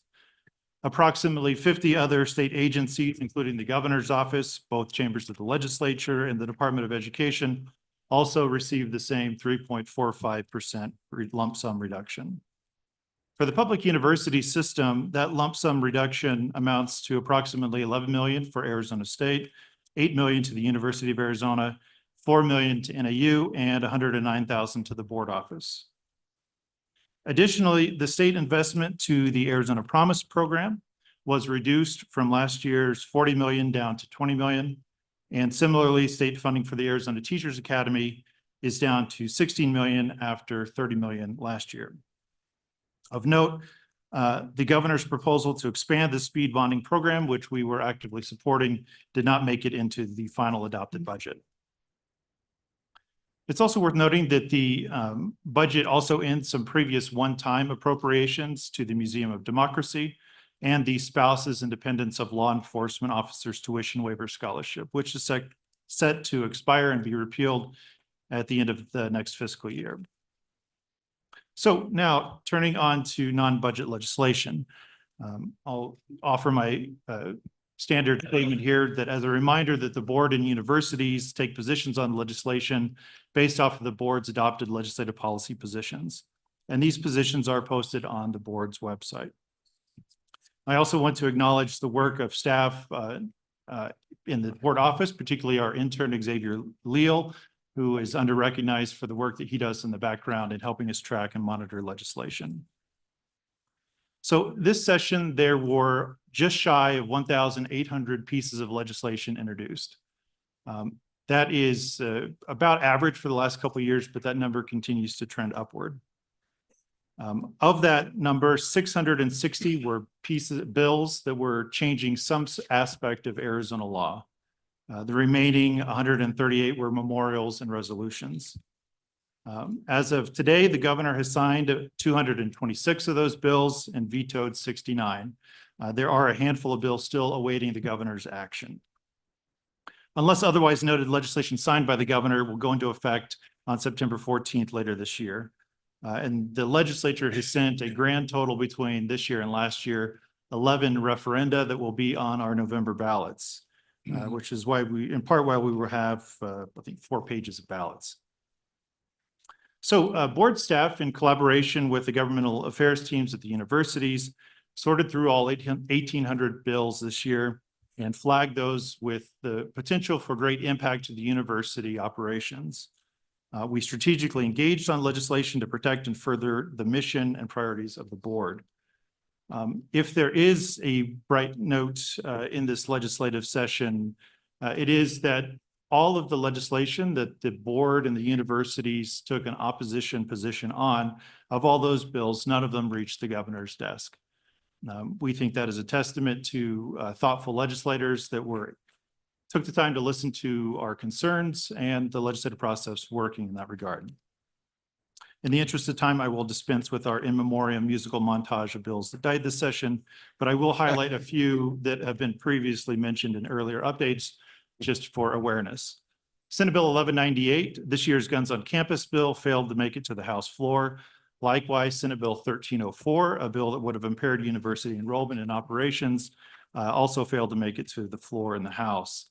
Senate Bill 1477, that would have created the Grade Challenge Department, that would have required the board to set up satellite offices at each of the university campuses to hear the appeals of students who felt that their grades were awarded because of political bias.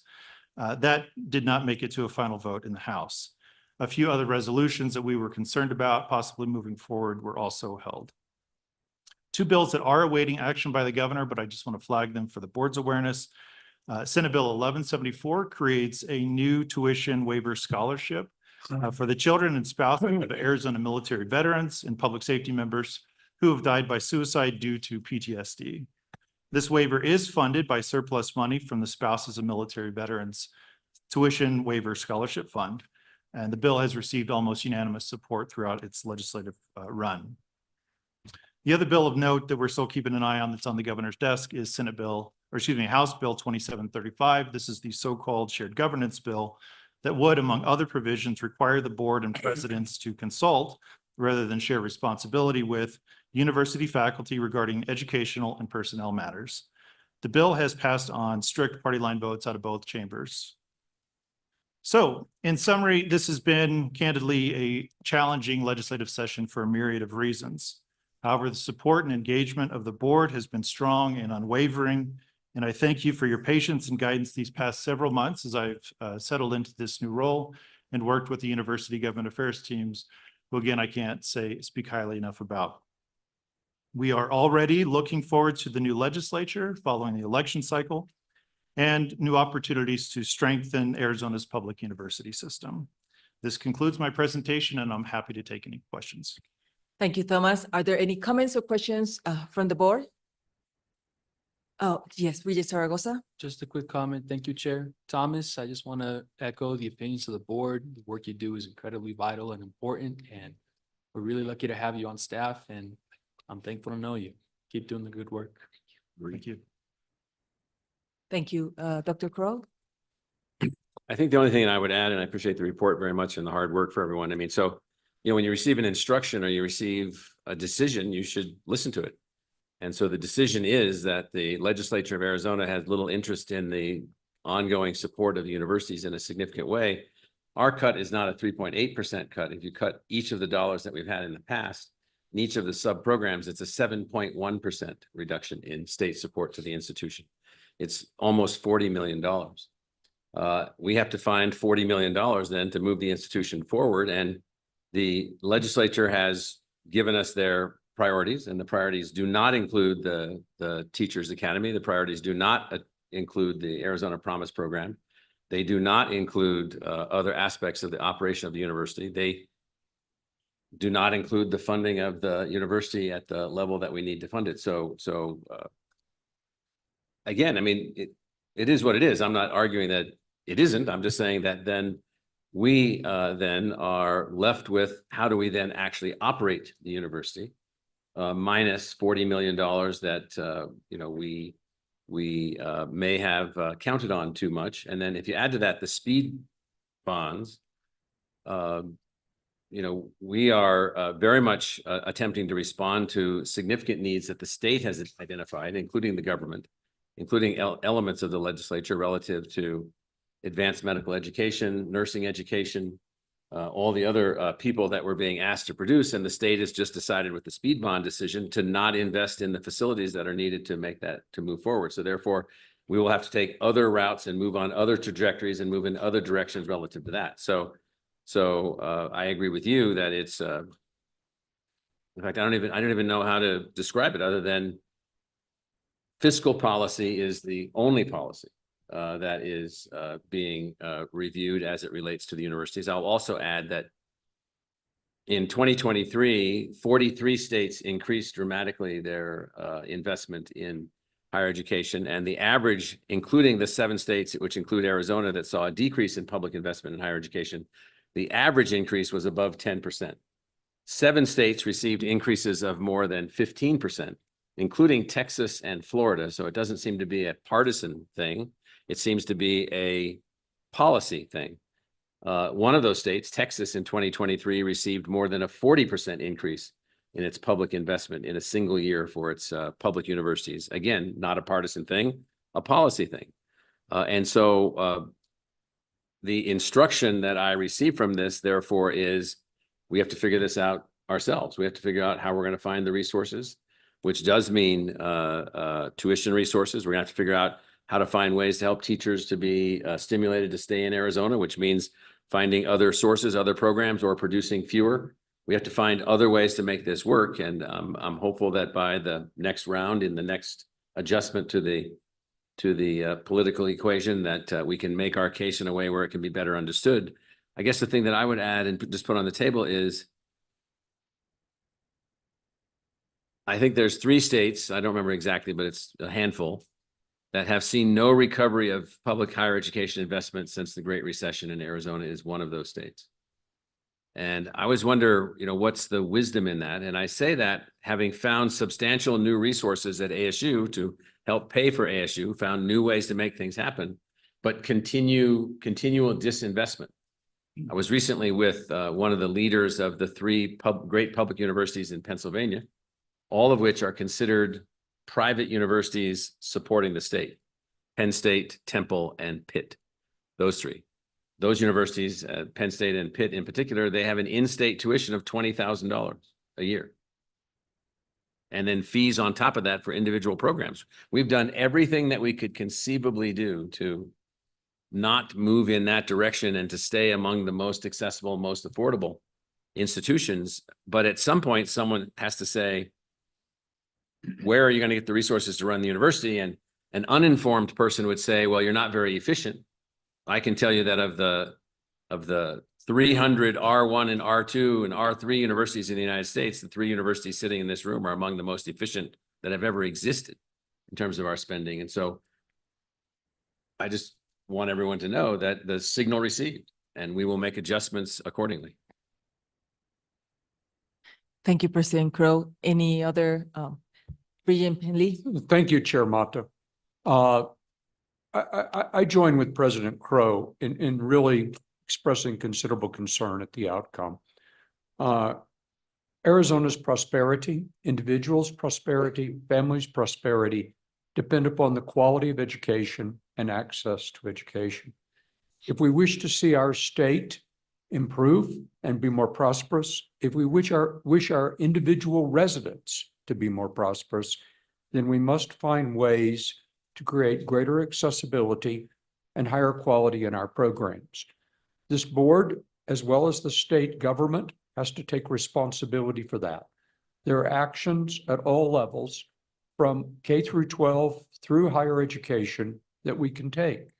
But we must do that jointly with a commitment to the value of education for the prosperity of our people. Thank you. Thank you, Regent Penley. Any other regents? Seeing none, thank you, Thomas, for the information and the briefing. We'll now move on to the University Governance and Operations, items 3 to 9. Regent Goodyear, as committee chair, would you please present items 3 to 9? Thank you, Chair Mata. We have 7 agenda items today, including the report from the June 6th University and Operations Committee meeting, proposed budget presentations from the universities, an update on University of Arizona athletics budgets, 2 requests for athletics contracts, an update on the ongoing FAFSA simplification issues, and a report from the University of Arizona related to UAGC. I would like to start with and provide a report on the June 6th University and Governance Operations Committee meeting. We started by discussing the university budget assumptions, which we will hear more about now. The committee then received first readings of 4 policy items, all of which will return at the next meeting for a final reading. Revisions to policy 2-223, which relates to the board's oversight of academic locations, degree programs, and organizational units. Revisions to policy 4-203, which relates to residency classification for tuition purposes. Revisions to policies 7-101, 102, 201, and 207, which relate to capital projects, and adoption of policy 5-305.01, prohibition on support for foreign terrorist organizations by student groups and organizations. Finally, the committee received an update on upcoming policy proposals to further clarify and strengthen processes and board oversight. As for today's meeting, for item 4, the board is asked to approve the fiscal year 2025 annual budgets for Arizona State, Northern Arizona University, the University of Arizona, and the ABOR office. Brad Kendricks with ABOR will introduce this item, followed by the university presidents and CFOs. Brad? Chair Mata, Regent, Presidents, good afternoon. So we come forward today to formally present the proposed budgets for the FY25 fiscal year for the universities and the board office. As discussed at our June University Governance and Operations Committee meeting, the universities have built budgets based on the best assumptions that are available related to what the budget situation and enrollment situation will look like in the next year. As with anything, budgets are plans. They are the best estimates possible. And as we've seen, there's a decent amount of ambiguity this year, both with what was going to happen with the state budget, as well as what's happening as a result of the national FAFSA simplification issues that are there. But the universities are doing what they can to position as best as possible with their financial assumptions and flexibility moving into those prospects. Now, as you just heard from Thomas and Dr. Crow talked about quite eloquently, the state budget is less ambiguous than it was a week or 2 ago. And as a result of that, as a system, the universities and board office will have to absorb $23 million in ongoing agency appropriations reductions, as well as $74 million reductions in ongoing programs, the biggest being the Arizona Promise Program and the Arizona Teachers Academy. Those are realities that we anticipated in budgeting, given the state budget situation, but nonetheless is something that needs to be internalized and refined by the universities in coming months in order to continue to steer the universities forward.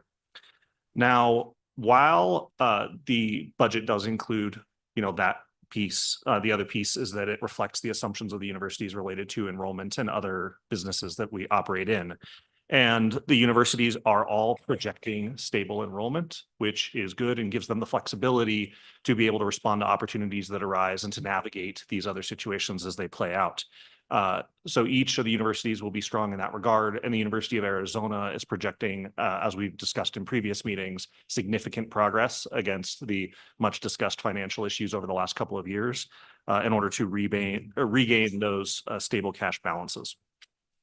So that's a brief overview of what we're looking at from a system perspective, but now I would ask Chair Mata to invite the university presidents and CFOs forward to discuss each of the university's individual budgets in more detail. Thank you. President Crow. Yes, thank you, Mr. Chairman. We've got Morgan Olson coming up to the table, and I'm going to give some brief introductory remarks, then he'll walk you through where we are. So just to remind the regents, we operate as a public enterprise university as opposed to a public agency university. We seek revenue from many sources, multiple strategies, multiple mechanisms with our deep commitment to the success of our students and the access of our students. We have had more success in access than in the entire history of the institution in just the last few years in terms of making certain that there are no financial barriers for students to complete their work. We have over 40,000 Pell eligible students attending ASU. We have almost 30,000 first generation students attending ASU. We have over 33,000 students of Hispanic descent attending ASU now. We are the largest of the minority serving institutions in the United States as a single university. So we have made substantial progress against our broad mission.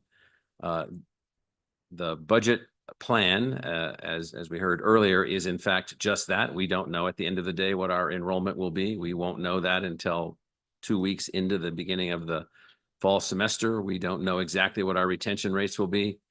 We don't know whether or not this government outside the United States or this government outside the United States will fulfill the visa requirements that students that are waiting in line to secure those visits have coming. We don't know if the government X or government Y is not going to send any more students to ASU because there's too many at ASU.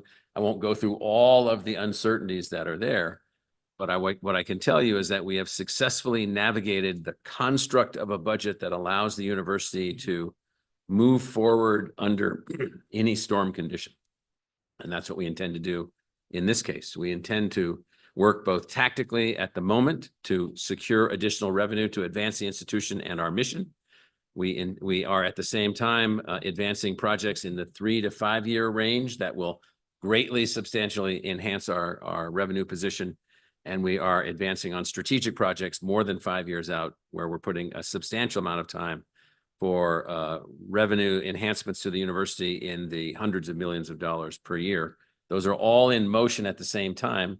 They do create within the institution a kind of angstiness that we manage, and perhaps my middle name is not angst, but I think some people think it is. And so this is going to be Morgan's and his team's and our working group finance best estimate of where we are.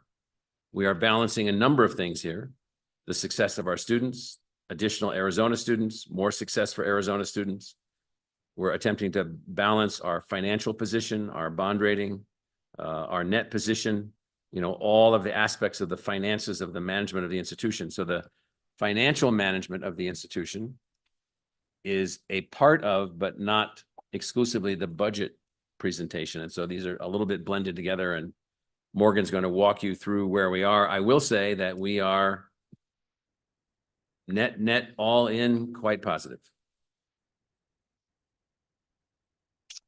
Thank you, President Crow. Madam Chair, members of the board, I do have a brief PowerPoint presentation today. Sorry about that, but thought it was helpful to sort of understand some of the details here. And we always try to start these presentations with the depiction of the ASU public enterprise, because that, under President Crow's leadership, is the way that we have structured the organization, both the mission entities, which include academic enterprise, learning enterprise, and knowledge enterprise, but the larger structure of the enterprise, which includes a lot of affiliated entities that are special purpose tools that we use to generate additional revenue to support the ASU charter and strategic goals and initiatives, the way that President Crow described.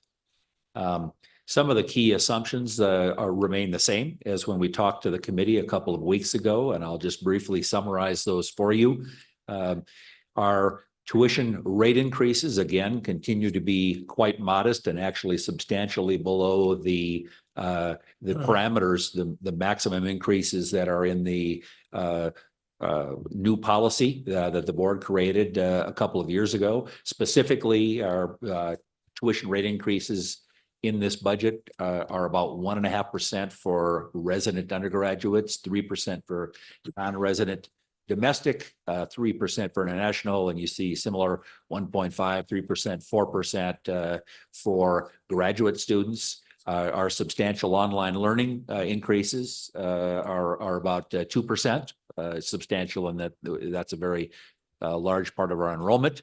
We are, with respect to enrollment, expecting about a 4.1 full-time equivalent student increase in this budget. I would tell you that that becomes an increasingly, competitive challenge in terms of continuing to grow enrollment. That is due in part to various demographic factors and, frankly, some of the challenges that other institutions are experiencing across the country are resulting in them being increasingly aggressive in terms of their financial aid policies, et cetera. Just more people to beat. There you go. In our own case, as you've heard us say, and we are anticipating about a $750 million institutional aid investment in attracting the best and the brightest students in this next year's budget. I will mention that one of the things we're considering is whether that might be just a little bit lower, because one of the substantial reductions the legislature made this session was on Arizona Promise, and the impact on us of that change year over year is pretty significant, about $12 million.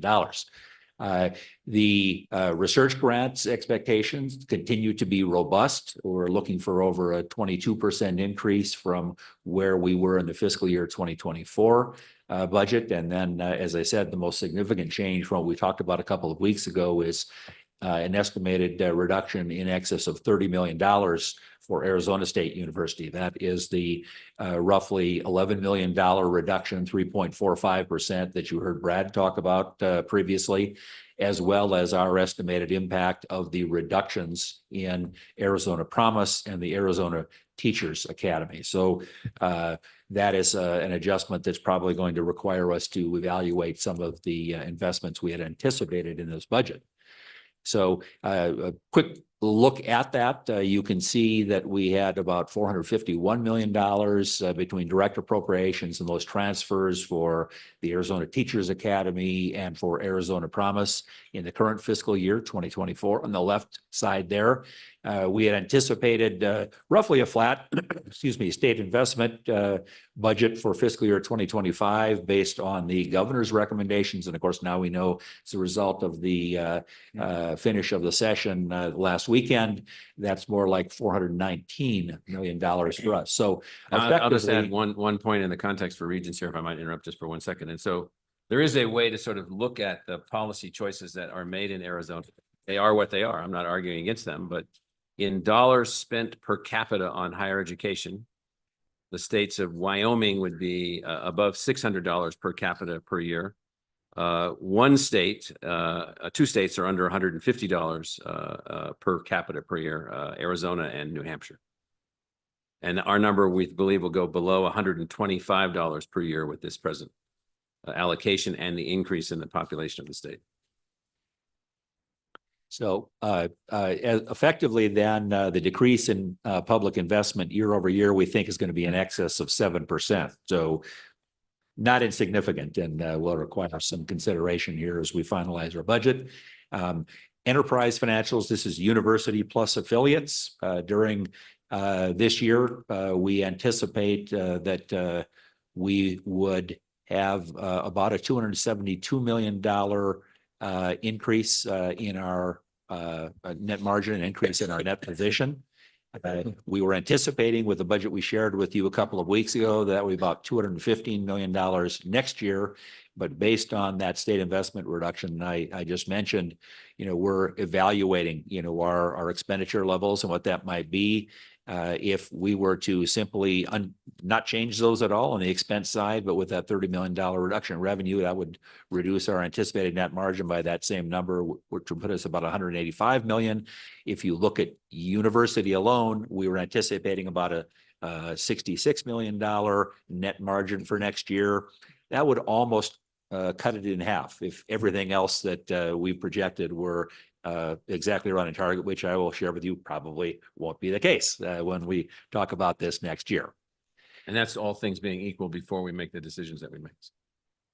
So as President Crow indicated earlier, we have been, I think, relatively modest in terms of our sticker price increases. If you look over about the last 12 years, the box in the lower right there for resident Arizona students, undergraduates, our sticker price increase has been less than 2% a year, 1.9%. The lowest in the state, and maybe most importantly, significantly less than one measure of the higher education price index of the cost of providing a university education. So we feel good about that, but also given the lack of state investment, that is creating some challenges that we have to think about.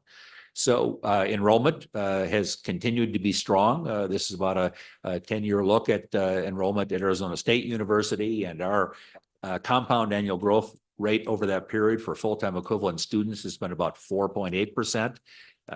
So next year's projection of 4.1% is just slightly below that, but largely on trend. The share of our undergraduate students who are non-resident has grown over this time period from about 33% to about 41%.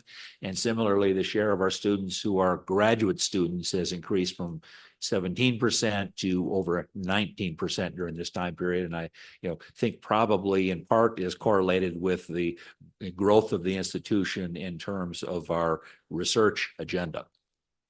So on the revenue side, again, these are enterprise, not just university numbers. And these are based on the information we shared with you 2 weeks ago.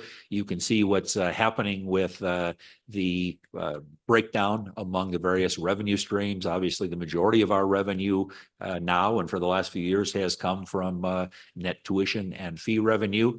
And with the reductions in the state investment for next year that we project, our public investment would now be down to about 9 cents of every dollar that the university spends, 9% of total budget. Is that with this year's proposed cuts? Yes. Okay. So on the expense side, we've continued to grow our financial aid contributions that are institutional in nature, not coming from the federal government or other sources, in order to remain an accessible and an affordable institution. And you kind of see the impact of that. That is the maroon bar there. Going down slightly as a result of that reduction in Arizona Promise for fiscal year 2025. And again, recruiting and retaining excellent faculty and staff is also something that we prioritize. And so you kind of see that slice there. It's good to see inflation starting to moderate a little bit. I think that will be helpful in terms of our needs to manage this budget carefully. And then finally, I would just touch on our monthly days cash on hand.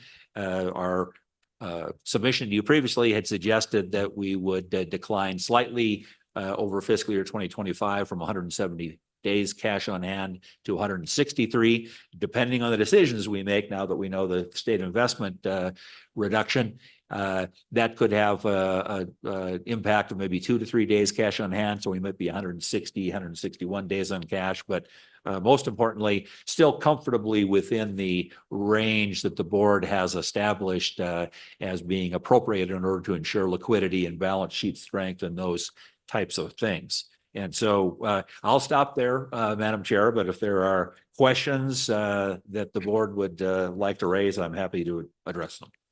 We're going to save questions until all of the universities have finished their presentations. President Crow, any final words here? My only final word is that our enterprise strategy does give us substantial flexibility above the university in certain circumstances. And when we're reporting the university's budget versus the enterprise budget, I just wanted to reiterate that fact. And so it's been a part of our strategy for a long time, and it does allow, for instance, certain ratios are determined by ABOR to be calculated in a certain way.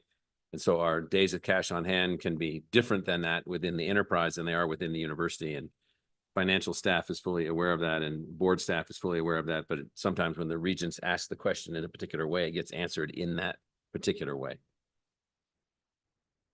That is the final word on ASU. President Cruz Rivera. Thank you, Regent Goodyear. I will ask our CFO, Bjorn Flugstad, to approach.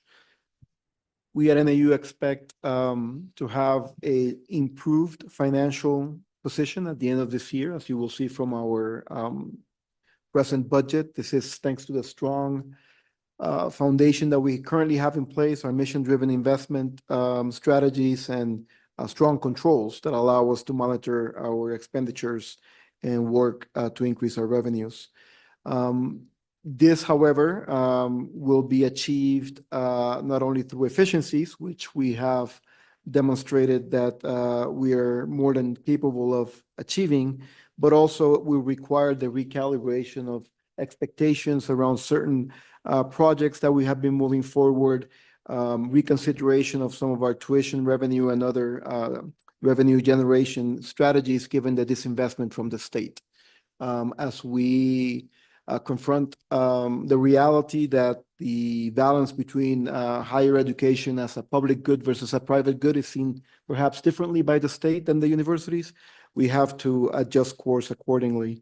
I will now turn it over to Bjorn to give us a very high-level overview of our annual budget. It has been discussed in more detail at the UGO committee meeting, and I hope that we get some extra points because I think we only have 4 slides compared to ASC's 10. Thank you, President Cruz Rivera, Madam Chair, Regent Goodyear, members of the board. Building off the discussion from 2 weeks ago, where we really outlined many of the assumptions, highlights from NAU, just want to reiterate a couple things. As President Cruz Rivera mentioned, we end the year positioned strong, well within the board approved liquidity range projected for this year at 175 days and 170 days for this upcoming year. We did just have our bond rating and outlook reaffirmed in March from Moody's and S&P as part of our refinancings for our current bonds and existing debt. And as the president mentioned, really a testament to the university's commitment to being really good stewards of funds coming into the university. So this is one of the key slides, not numbers, but really just really high level, as the president mentioned, trends that we mentioned when we met 2 weeks ago. When we look at revenue increases in the upper left. Looking at net tuition and fee revenue, given the fact that we are projecting 3% enrollment growth with undergrad and grad would continue that strong enrollment growth over the past 7 years. Auxiliary revenue, very important in conjunction with enrollment growth and net tuition revenue, as that continues to provide support to the entire campus in terms of the auxiliary revenue growth. And sponsored project growth as well compared to this year. And that continues a very strong trend as we've seen very successful awards as well as proposals and awards activity on our sponsored projects. We've already talked about today many of the items related to revenue decreases, the state investment going down. We had already projected that to go down with the removal of one-time funds for this year, but that's going to go down further as it relates to the appropriation as well as the decrease in Teachers Academy and Arizona Promise. That would largely be 10 million plus impact to NAU, which is more than the $4 million general appropriation decline. We also will have spent all of our HERF and GERF pandemic related funds this year, so those will go to zero next year, as well as when we look on a year-to-year basis, TRIF one-time awards will be removed. We also have on the expenditure side several cost increases in the bottom right. Personnel, we've continued to make investments as we prioritize investments in people. As noted at the committee meeting, very strong employee retention continues through this year's May with the level of attrition being very low and the lowest in the past decade. So very strong employee retention. Cost increases in utilities and travel and software renewals continue to put pressure, even as inflationary costs have moderated. They continue to put pressure on the resources that we do generate. And we do have unknowns just related to the first year of a new GASB accounting standard that will come into play related to sick time accruals coming up for this upcoming year. So that's a TBD, but that will be reflected in our financial statements. On the expenditure decreases, we don't have very many to report, so which is really important and reflective of the importance of refinancing our current existing debt to look at what that cash flow is and what the impact is on our interests. And it goes to the point that the president made related to controls on expenditures related to managing usage and consumption. That really goes to the last slide that I've got. And really, as we move now from this year into next year, now that we have the final appropriation that was approved, we will have a number of things that we will be looking at. Personnel being one, just in terms of continuing investments, the pace of hiring, that'll be something that we have to look at just in terms of that being the biggest single expenditure category that the university has. We will be needing to look at internal and external initiatives. What is the pace of what those will be in terms of the rollout? How do we, continue to make progress? But, can we, continue to make progress at the level that we thought we would do? Controls, I mentioned, how do we have the appropriate controls for discretionary expenditures? Do we need to do more related to having additional approvals? How do we look at travel? Do we, reduce travel sizes, for, different events? We have to look at those things as we go into next year. One item that we will take a look at and was mentioned, NAU has not typically gone forward with debt issuances for deferred maintenance. However, being unsuccessful in getting investment into the capital, we will need to start looking at, potential bond issuance for deferred maintenance, to make those critical investments that we need into our campus. So that is another item. And as was mentioned, we will need to look for fiscal year 26, what the tuition and fee rates we have and what the maximum rates are set at, and looking to see if we need to push up against those maximum approved rates for a couple of years. So that's something as we go into the fall, we see what the enrollment and the enrollment mix is. Those are things we will be looking for as part of our planning forward, not only for next year, but going into the following fiscal year. And with that, that was the end of the presentation that I've got. Again, we will save questions for the end. President Cruz Rivera, any final words? No, thank you, Regent Goodyear. President Robbins? Regent Goodyear, thank you. As John makes his way up to the table, I would just like to thank John and Interim Provost Marks for doing an incredible job over the last 6 to 7 months of managing a very difficult financial situation at the University of Arizona. it's been well chronicled.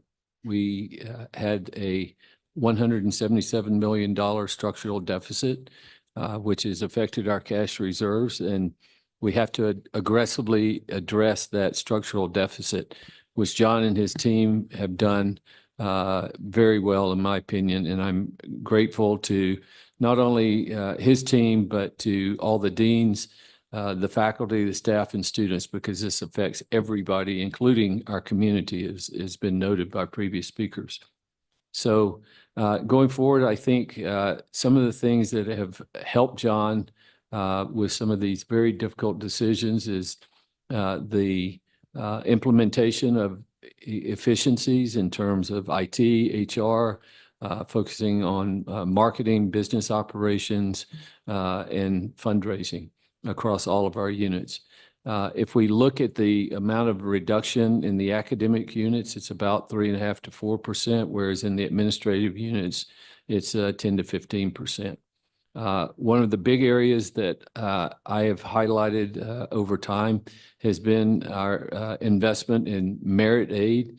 So we're going to have a reduction in merit aid in Regent Penley. We have eliminated the 4-year guarantee tuition plan, which you and I have discussed for the last 7 years. So that all of those things are going to be beneficial going forward. But in addition to the cuts that we're making, we continue to look at ways to grow revenue. One of the last things that we're going to have to address in this budget, which will probably not occur until the FY26 year, would be athletics.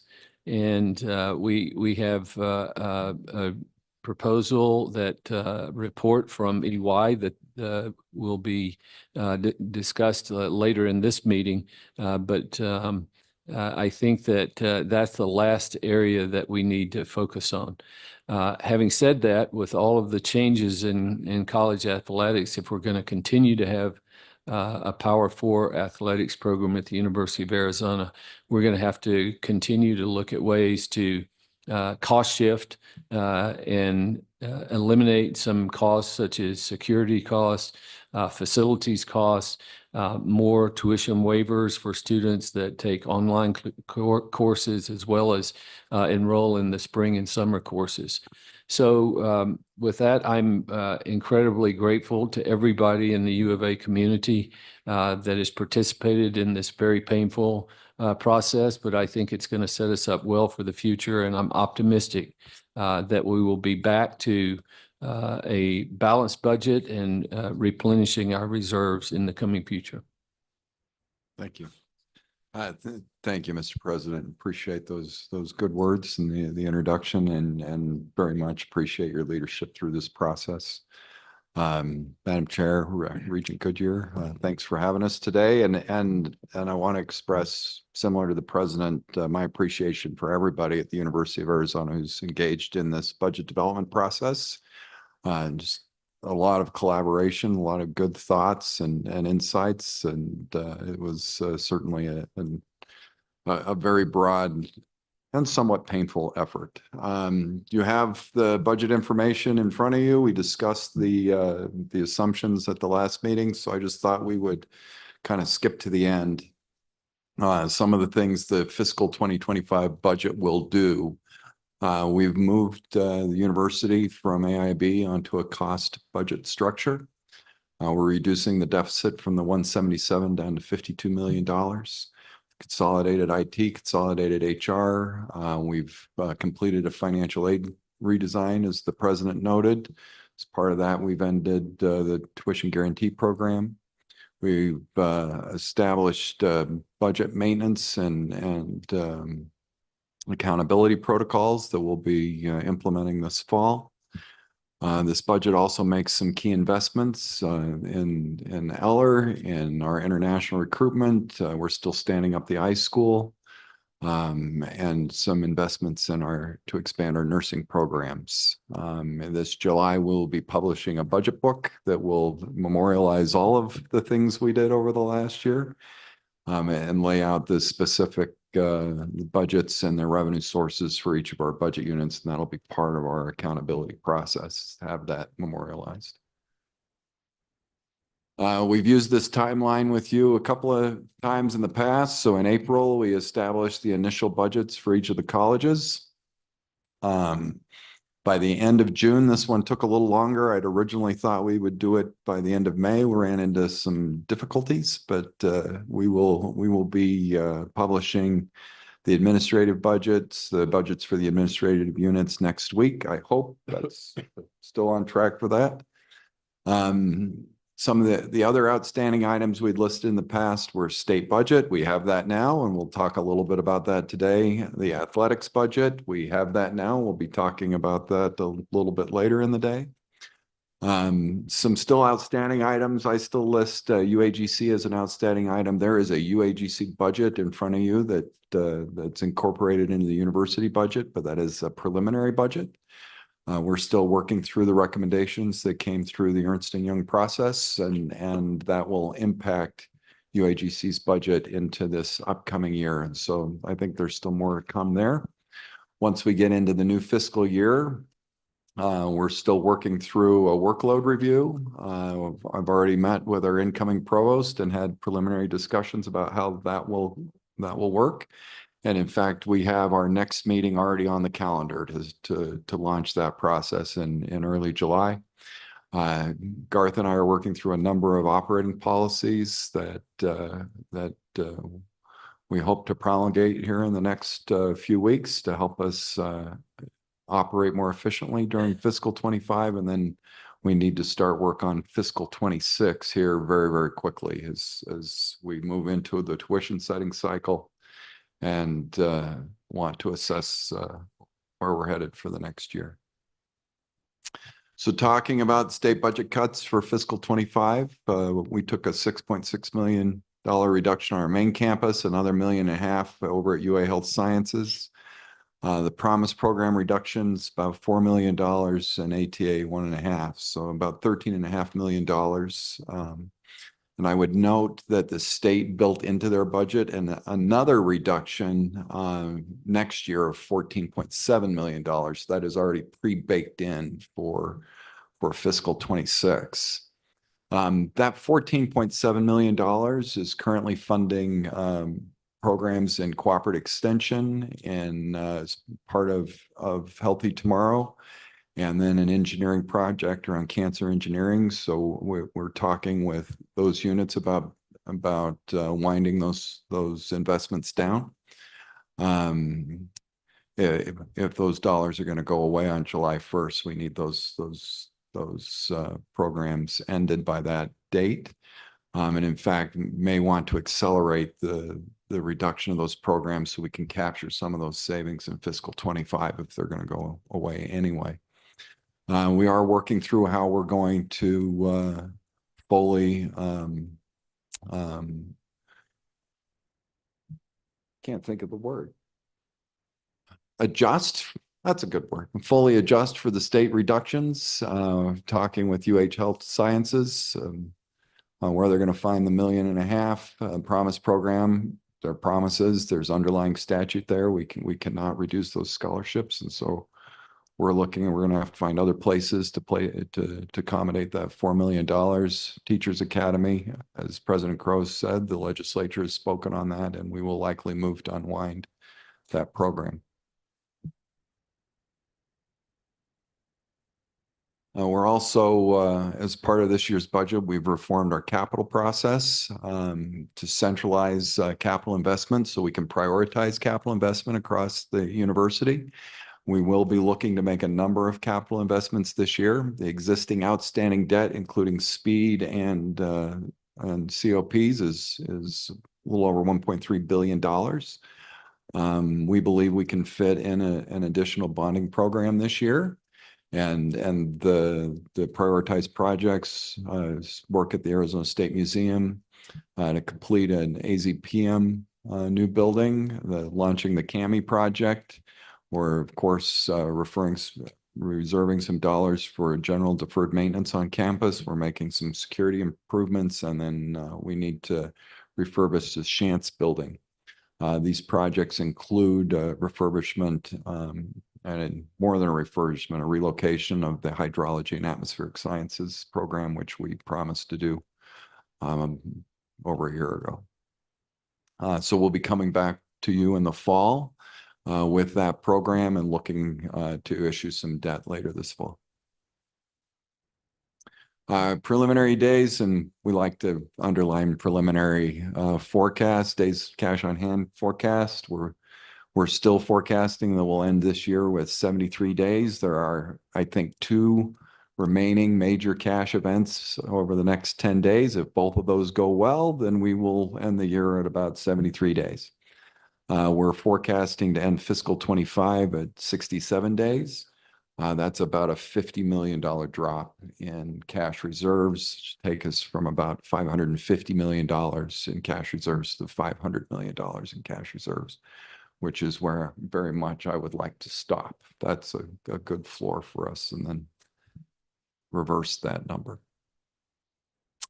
So as we start to look at fiscal 26, as I noted, we're already anticipating well, there's a built-in cut into the state budget of another $14.7 million we're going to have to build for. We're also aware and planning for and preparing for athletics revenue sharing that is likely to come in fiscal 26. We'll continue implementation of UAGC and athletics operating recommendations that we'll talk a little bit more about later today.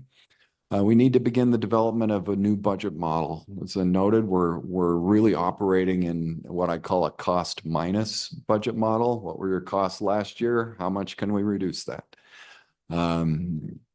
We really tore out all of the incentive pieces that were in the prior budget models. And as we move into fiscal 26 and beyond, we'd like to build some of those incentive pieces back into our budgeting structures. And of course, we need to close out any remaining deficit in fiscal 26 so that fiscal 26 turns us back into a positive net revenue position. And that is the end of my slides. I didn't put questions at the end. Sorry, because now it's time for questions. We have one more presentation. Oh, we do. From Brad. Oh, but President Robbins, final word. No, I just again want to emphasize my gratitude to John and everyone at the university, particularly Provost Marks as he's transitioning to Provost Glover. As John said, we've been meeting with Provost Glover, who starts July 1st. And I think there's a lot of work to do through July, August into the fall term that can help us in a positive way to address these deficits. Thank you. Thank you. Brad, for the SABOR office budget. Regent Goodyear, Chair Mata, Regents. Thank you for having me back. So the last item as it relates to the budget package is about the ABOR office budget itself. So we've already talked at length about the reductions to the statewide programs that ABOR administers. So we won't continue down that beyond to say that we're, kind of feeling the impact centrally about how to distribute those resources in order to support the universities. The board office itself at baseline levels continues to operate in a very lean way and tries to use resources available to most efficiently operate the board office budget and some of these statewide outreach programs that the board directs. Just looking at that core budget, costs are expected to increase about 3% over the course of the next year, and that's reflective of expected increases in costs and staffing over that period of time. Now, beyond basic board functions, when working with the board to develop this budget proposal, the board has drawn attention to the increased emphasis on governance and operational oversight of the universities and its interests in continuing to build out some core strategic areas over the course of the next year. That includes emphasis on enhancing public trust in the governance and administration of the system, building more and broader constituent relationships, promoting policies to advance post-secondary ed statewide, and anchoring the universities as the key economic drivers for economic growth in the state of Arizona. So to this end, the proposed board office budget includes additional reallocations of university resources to be made available to the board to support the staff expertise and initiatives that the board is planning for the next year. So the details on that are included in your board materials, but I stand for any questions along with the rest of the CFOs. Brad, thank you. Members of the board, any questions for ASU, NAU, University of Arizona. Thank you, Mr. Chair. Regent Duvall, excuse me. Thank you, Mr. Chair. I've got a couple of questions. So we have been having a lot of debate for many, I'm going to start with U of A, for many months about how these cuts are going to get allocated. President Robbins, was struck by your statistic, and I would like to ask it clearly again. The allocation of cuts between administration and academics is what? John, you Or can help John? me on the exact numbers, but it's about 3.7% for the academic units and about 12 to 15% for the administrative units. Okay, appreciate that. That was a board objective, and I just want to sort of underscore, appreciate that is in fact what's happening. Second is that there has been an enormous amount of consternation and debate about whether UAGC is a cost or breaking even or positioned for growth. And the governor made the very helpful suggestion that we should get a third-party audit of that so that we would get out of the debate of stakeholders debating what those numbers are. We have some of that data. And if we're allowed to address it, I think it would be enormously helpful to shine a light on what the independent third-party auditor that was asked specifically to address these misunderstandings and debate around UAGC has reached some conclusions, and I think it would be very timely to understand what they have said. There's a whole presentation to follow, Regent Duvall. Oh, okay. John has made his way back to help me out here. I think you'll see in the presentation that for the coming year that UAG is $300,000 accretive to the budget. Yeah. Mr. President, Mr. Chair, Madam Chair, Regent Duval. I was coming back to say there's a whole presentation on this in just a few minutes. So, well said, Mr. President, but the President's correct. It's about $300,000, but in that presentation and in the EY report, they really review the entire transaction back from the beginning and all of the ins and out and exchanges of value between the university and UAGC that captures what's happened to date and where we're headed. Okay, thank you. Look forward to it. Yeah, it's pretty good. All right. So. Other questions from other regions? Regent Archuleta? Thank you very much. I wanted to see if NAU just in a kind of encapsulate or quantify the state budget cuts as well. If you can just give us a little bit of information on that. It's, and Bjorn, please, correct me if I'm wrong. It's about $4 million from our base budget. $3.5 million from our, Arizona Promise program. About $1.5 million from the ATA. What else am I missing? The department, the nursing pilot program of 1.4. 1.4 million. Yeah. Thank you. And then I had one other question. In terms of, is there projections on the amount of revenue from tuition increases, or is that something that's forthcoming? I'm looking at, I guess I'll look at you first, President Crowe. I think in your slide you had. Our tuition, our models increase. reflect enrollment and tuition assumptions going forward. Okay. And so it's the model for, and Morgan can come back up to the table and give you anything. And so the model is reflective of our assumptions relative to enrollment growth, as well as our built-in tuition increases. Those are already factored in, as well as our financial aid model. All of those are subject to variation. You don't know exactly what enrollment you're going to get. You don't know exactly what financial aid you're going to have to use to get or retain a certain student. You don't know how many students are coming in from ultra poor families where they have no resources whatsoever. So you approximately know these things. And so that's the, Morgan, I don't know if you want to add to that, but I would assume they're fairly conservative then, those like the. I would say that we debate this concept of what to present over and over and how conservative to be. I would say that these numbers are generally realistic is how I would characterize them, subject to an error bar or a distributional outcome. So, Madam Chair, Regent Archuleta, In the case of Arizona State University, as I mentioned, for our Arizona resident students, the increase in tuition rate in next year's study will be at 1.5%. And the majority of the revenue is actually generated by enrollment growth. In our case, it's about $168 million in enrollment growth budget to budget. And that's about a little over 6%. But to be clear, without getting overly detailed, those are gross numbers, not net numbers. Right. And so that, we are largely, almost entirely a self-funded financial aid institution beyond Pell Grants. And so, as you saw, we have a number of over $800 million going into financial aid from our own resources. So those are derivative of the tuition resources as well as a few philanthropic resources. And yeah, so simply a lot of that revenue increase will go to fund increases in student financial aid. Great, thank you. And then just to remind you in the context of your question, under the existing Regents policy for the multi-year tuition model, we have the ability with a state disinvestment to increase in the middle of the year our tuition, which we are considering. Thank you for that. Regent Penley? Thank you very much, Regent Goodyear.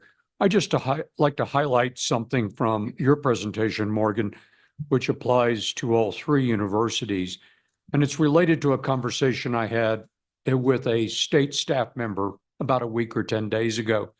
And I was in the office, and for some reason, questions turned to the finances of ASU and how we made that work. And I commented that I thought that the state supported about 10 cents on every dollar. You showed me that it's even lower for the next fiscal year. And this is in great contrast to the public perception that the state of Arizona supports these three public universities, because this particular staff member went on to say, and I wish we didn't have so many out-of-state and international students.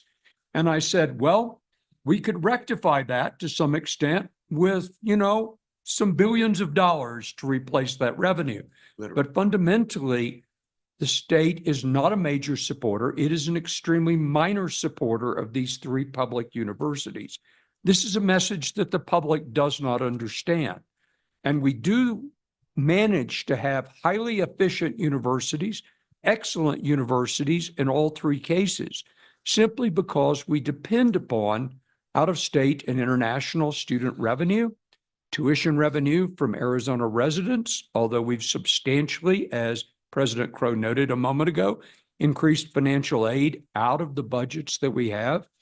And we depend upon the efficiency that President Crow raised earlier, as well as entrepreneurial ventures to make this work and to have three of the best universities in the country.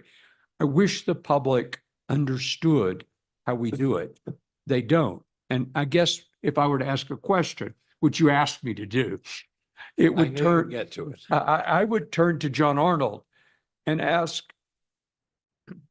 on the dollar, how many cents does the state supply to the University of Arizona? Approximately. I think it's 13. 13 cents? Yeah. Okay. That's what I was going to say. Bjorn may be able to tell me the same answer for NAU. I think it's gonna be about 20. 20. Yeah. Okay. But the substantial support comes exactly where I mentioned tuition revenue, entrepreneurial efforts, and just downright efficiency by our three universities. Thank you, Regent Goodyear. Thank you, Regent Penley. Other questions or observations? Seeing none, this is an action item. I move that the board approve the fiscal year 2025 annual budgets for Arizona State University, Northern Arizona University, the University of Arizona, and for the ABOR office as described in the executive summary. Is there a second? Second. All in favor? Aye. Aye. Any opposed? Any abstentions? The motion carries. For the next item, the board will receive an update from the University of Arizona related to the budget of the university's Department of Athletics John Arnold and Desiree Reed Francois will present this item.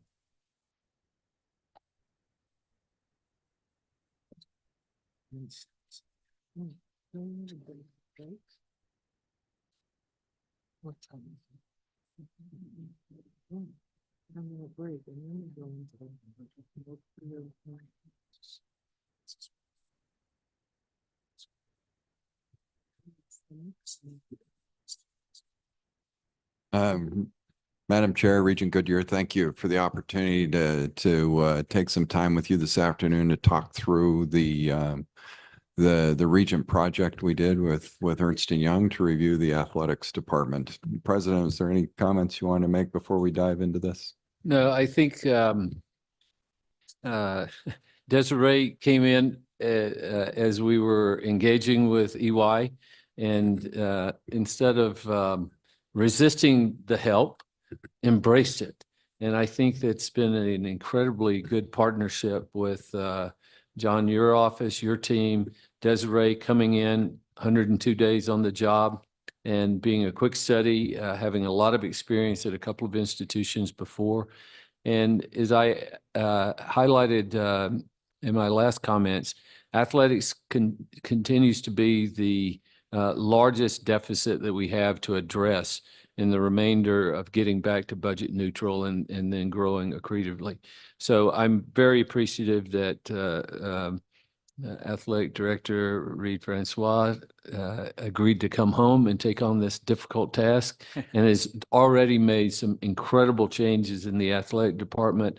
And her mentality when we were talking about her coming back to Arizona incorporated a lot of the things and validated a lot of the ideas and vision she had with the EY partnership. So when I came down to the university in December of last year, we quickly discovered that athletics had the largest deficit on campus. I also had very limited insight into the budget structures and finances of the athletics department. And on the suggestion of the governor and the board, we brought in a third party to help us, and the faculty brought in a third party to help us review that department. And we had a couple of goals when we went into this project. So the first goal was third-party verification of the information that was coming out of the athletics department. Two was review of the business practices of the athletics department. And then three, recommendations on how we could improve the financial position of the athletics department. And we wanted to make sure all of that was done and couched in from the perspective of current students, alumni, donors, and the community. What is our community expectation, board's expectation, the state's expectation, the university's expectation on the type of athletics program we were going to have at the University of Arizona? We contracted with Ernst & Young, and they've really been a tremendous partner for us over the last several months. So first off, verification of information. So what we found is in fiscal 24, the athletics department is operating with a $33.6 million deficit, base revenues of $95.2 million and expenses of $128.8. Those expenses are really divided into two pots. One pot is direct operating costs. What does it cost to operate an athletics department? And another pot is payments that the athletics department makes to the university. And we're going to talk a little bit more about that in a second. As Ernst & Young went through their process, and again, we asked for how can we improve operations, and Desiree is going to really tackle that in a few minutes, but they identified $16 to $24 million in operating improvements that we could make over the next 3 to 5 years. I would note that, and you'll see this, the operating reductions we're making in athletics for fiscal 25 are fairly minor. The reason for that is there's a number of things we're going to have to work through for the next year, and we really won't realize a lot of those improvements for a year or two. We have new leadership in the department. We've changed from Pac-12 to Big 12. So in many ways, that base expenditure number isn't a real number anymore. We're really starting new. We also have a number of cost leaders they're already set for fiscal 25. One of the areas where we think we can make some real improvements is in how we procure travel. A lot of our travel especially for football is already set for this year. So yes, we're going to make some improvements in fiscal 25, but that's really the first baby steps into turning around the department. I hope I didn't undersell. Okay, perfect. Thank you. So what is our fiscal 25 budget going to look like for the athletics department? As noted, we start with a $33.6 million deficit in fiscal 24. And then I bucketed this into operating changes. So again, direct expenses on athletics and then other stuff. So operating changes, we are anticipating new revenue growth of $9.1 million. That's a mix of 3 or 4 different items, including ticket and parking and better development, and then some conference revenues. Fortunately, we're also looking at a revenue loss of $9.3 million. These were largely a big chunk of that is a one-time revenue that we sold our head football coach to the University of Washington and brought in some one-time. So unless we're selling additional coaches, that was a one-time thing, and so that will wash out.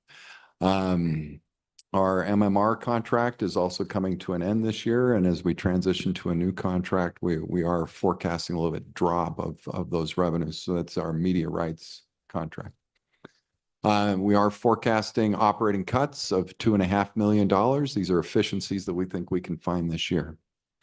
Other changes, the president mentioned expense transfers. So these are costs that are generally university costs that are being borne by the athletics department right now. 3 major items: security at athletic events, facilities costs, this is utilities and basic maintenance, and then the marching band, which is really housed in the College of Fine Arts. And so we're going to put the budget for a marching band in the College of Fine Arts and quit charging the athletics department for the marching band. Like you, I think all of campus enjoys the marching band. They show up at everything, so I don't know why athletics is paying for them. Second, we're eliminating the administrative service charge. The administrative service charge was a relic of AIB. And so with that budget system going away, that charge is going away campus-wide. So this is not unique to athletics. We were charging all of the colleges for that administrative service charge. We're wiping that out for everybody. So that was $7.1 million. And then we are going to rebase the debt that the athletics department carries that they pay to the universities.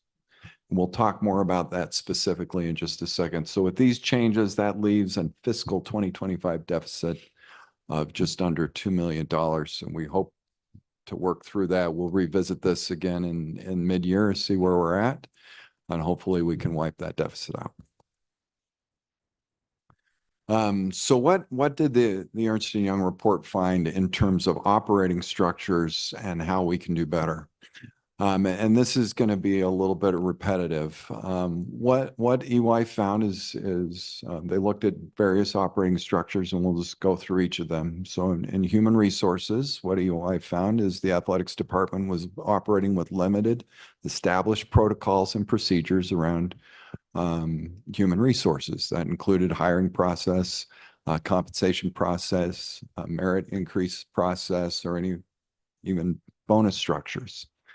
The organizational structure hadn't been looked at for a very, very long time. And so EY made some strong suggestions around how we can modernize and improve that. We're already working with our HR department to move that forward. Again, I'll pass that on to Desiree to talk about the future. Secondarily, budget. Similar to HR, the EY found that the athletics department was working with limited policies and protocols around a budget process. Most departments, I already state that. Several of the departments noted they didn't know what their budget was, and there seemed to be limited accountability, tracking, or communication around budget. Purchasing, as I mentioned before, we think we can find some real savings around travel, but there was limited protocols and policies and procedures around how we procured items. Everything from service items to travel to hard items. So travel, lodging, meals, and just widespread use of P cards inside of the athletics department, which is all detailed in Ernst & Young's report. On the revenue side, EY again said we are underperforming in development and in ticket sales and parking. And then with our current contract around multimedia rights coming to an end, we believe we can leverage those rights to monetize them in a more successful way moving forward. So let's talk about the debt structure a little bit. The athletics department currently has two types of debts. One are hard facility debts, where the university borrowed money, issued debt to make capital improvements to university facilities. It's $171 million in outstanding principal. And then two internal loans, where the university loaned money to the athletics department really over the last 3 years to close out their operating deficits. That's $95.7 million. What we're planning to do is to rebase that debt. Now there's under the AIB model, divisions and colleges were borrowing money from the central office. So there are debts inside of several of the colleges. Moving to a cost model, that doesn't make any sense. Effectively, central unit giving money to colleges to pay their debts back to central unit. And so part of our shift into a new cost model, we are going to have to address costs all across, or debts all across campus. With athletics, at this time, we are not planning to forgive these debts, but we're planning to change the debt service schedule that athletics owes back to the university and base it around net revenue instead of a set debt service schedule. So that's where we're at today. With that basic overview problem statement, and I'll turn it over to Desiree to talk through how we're going to address some of these issues. And before she starts, I just want to echo the president's statements. It has been so great to have her on campus. She has been a tremendous partner. Early on in her tenure, I did something and she emailed me like 2 minutes later, chiding me a little bit for what I'd done. And she says, you know, that's really something I should be taking care of. And I was so happy to find another partner who is willing to stand up, take responsibility, and push the university forward. So it's been just great to work with Desiree, and look forward to several years of our partnership as we make the changes we need to. So please. Well, thank you very much. And I think that was a good thing. But it has been an incredible opportunity. It is an honor to serve as the Director of Athletics. It is a dream come true. Thank you, President Robbins, for this opportunity. I promise you, we will work hard to earn your trust and maintain your trust. John Arnold has been an incredible partner. He is responsive, he is honest, he is candid, and I could not ask for a better partner as we right this ship. Regent Mata, thank you for the opportunity to present.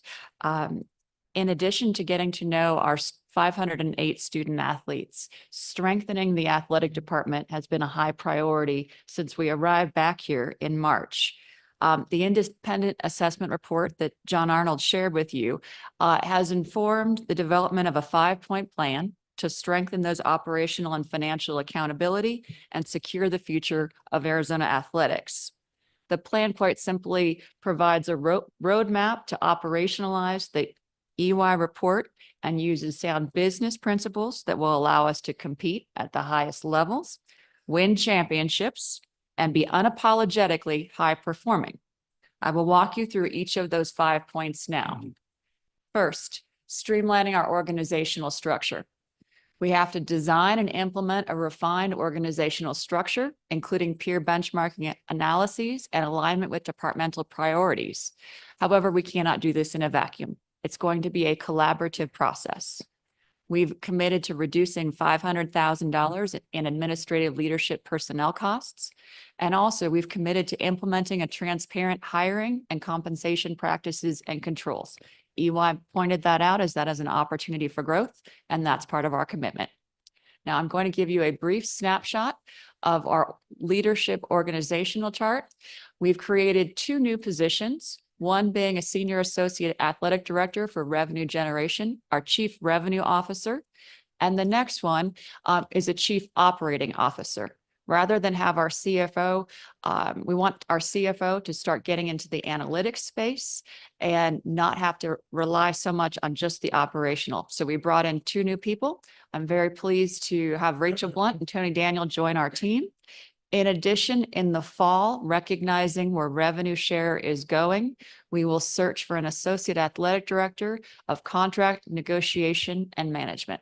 This is the first step. It was a collaborative process.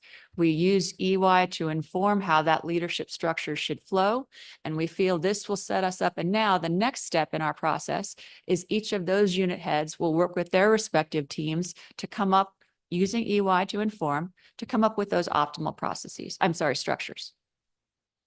The second space, implementation of new processes and culture. Quite frankly, we have to communicate and reinforce the department's commitment to a culture of accountability, responsibility, and maximizing efficiencies to contain costs. It can't be cost creep any longer. It has to be cost leadership. We have to evaluate our current processes and procedures and implement them with the goal of refining, clearly communicating, and ensuring accountability.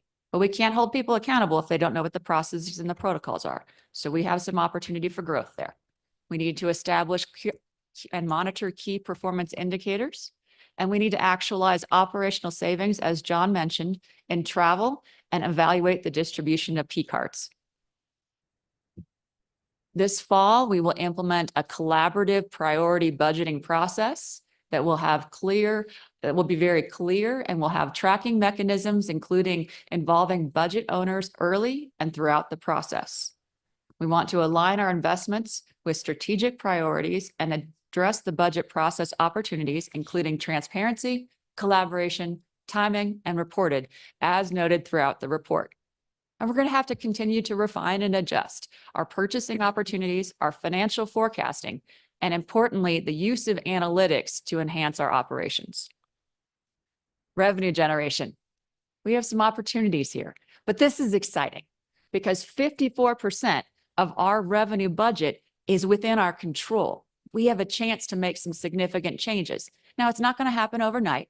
It will happen in a very methodical and steady state, but philanthropy, we need to refine the current model. EY outlined several opportunities for growth, and we're committed to meeting those expectations so that we can meet long-term objectives. Multimedia naming rights. Today, we announced the establishment of the Arizona Sports Enterprises, which is a 501c3 that we've brought essentially our corporate sponsorship in-house. We feel that this best meets the changing landscapes of intercollegiate athletics, and it captures the full value and optimizes coordination. Finally, the fan experience. This is something I'm very passionate about. We want to assess the current fan experience with an aim to provide an elite and memorable game day offering and customer service throughout the year. Some of the best memories that I've had in my 102 days are on our caravan. When I meet young people and they tell me about, or I meet people who have been season ticket holders for 51 years, and they tell me where they were in 1997 when we cut down those nets and proudly held that national championship trophy.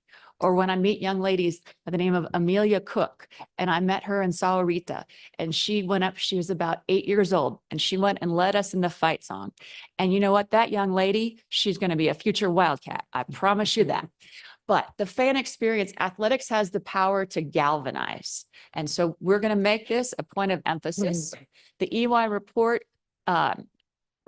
recognize that we're providing too many complimentary tickets. We need to analyze that, and we need to maximize dynamic pricing opportunities. Finally, adaptation, preparation, and continued learning. I come from a long line of teachers, so the continued learning thing is very important to me. but as is Arizona Athletics being a championship program. We provide $265 million in economic impact to our state. We contribute to the university's brand and we impact recruiting, retention, and alumni engagement, as is noted by our EY colleagues. As the report also notes, college athletics has faced unprecedented change within the last 5 years, and the evolution is continuing and will continue. While implementing these opportunities will take some time, we have an imperative to build a strong foundation, adjust as a team to the ever-changing landscape, and together build an excellent business enterprise befitting our championship legacy. Thank you very much for the opportunity to speak with you today. Questions? Oh. Are there questions from the board?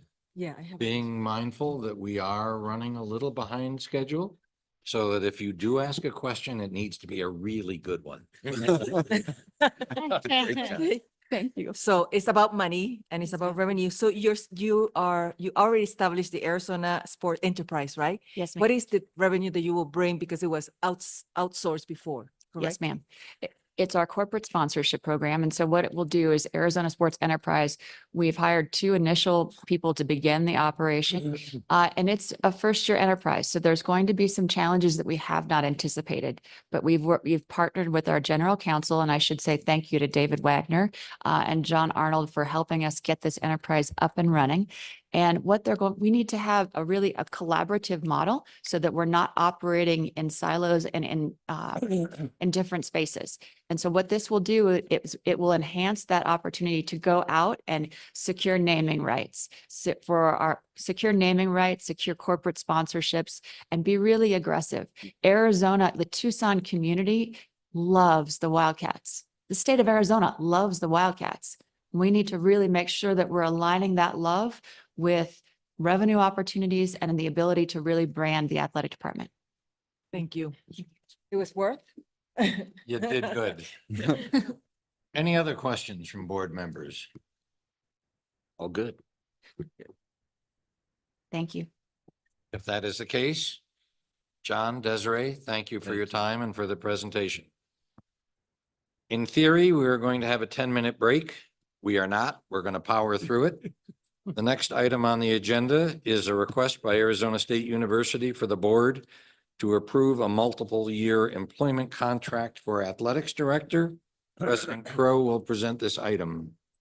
Thank you. As regents are aware, we spent the last 6 months redesigning our athletic enterprise into 2 component parts. Sun Devil Sports, which is now a management committee chaired by me with Executive Vice Chair Dr. Jim Rund, which is taking on a number of the macro level or strategic level responsibilities.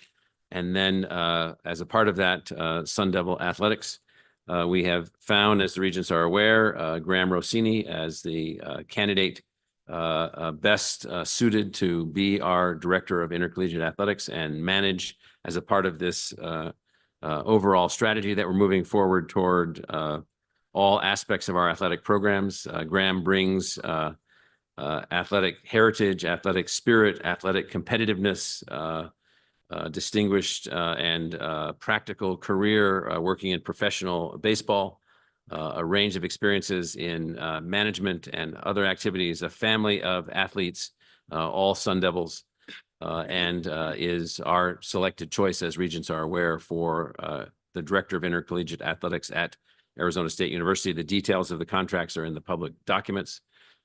This is a 3-year contract with appropriate escalators and so forth and so on, and we believe it's an appropriate step for us in terms of going forward. Graham is here if regents would like to have any conversation with him, and that's our proposal for Graham Rossini as Director of Intercollegiate Athletics for Arizona State University. Are there questions from any of the board members for President Crow or for Graham?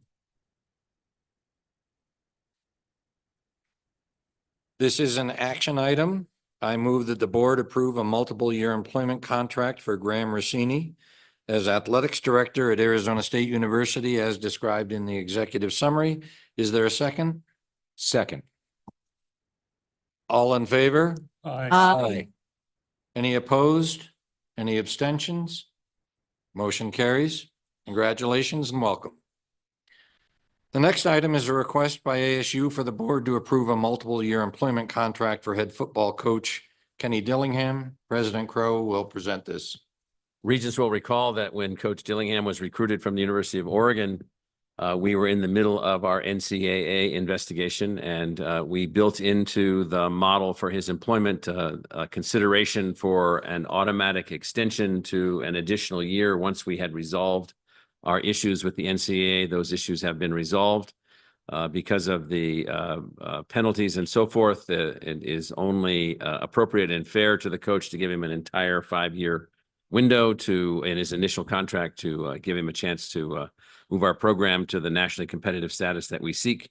And so this is our proposal for the implementation of a previously approved Regents plan for a 1-year extension of his initial 5-year contract, extending his contract through December of 2028. Are there questions from any of the board members? Seeing none, this is an action item. I move that the board approves an extension of the multiple-year employment contract for Kenny Dillingham as head football coach at ASU and certain other changes and as described in the executive summary. Is there a second? Second.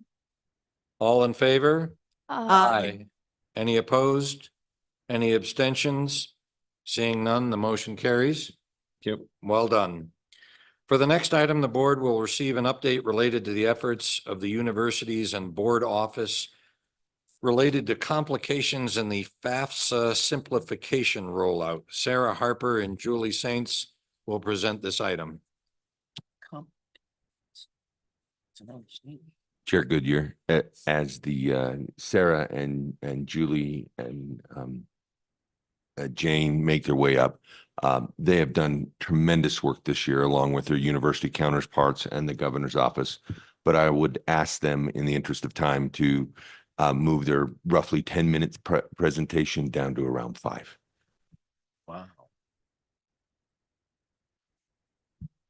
The floor is yours. Thank you, everyone.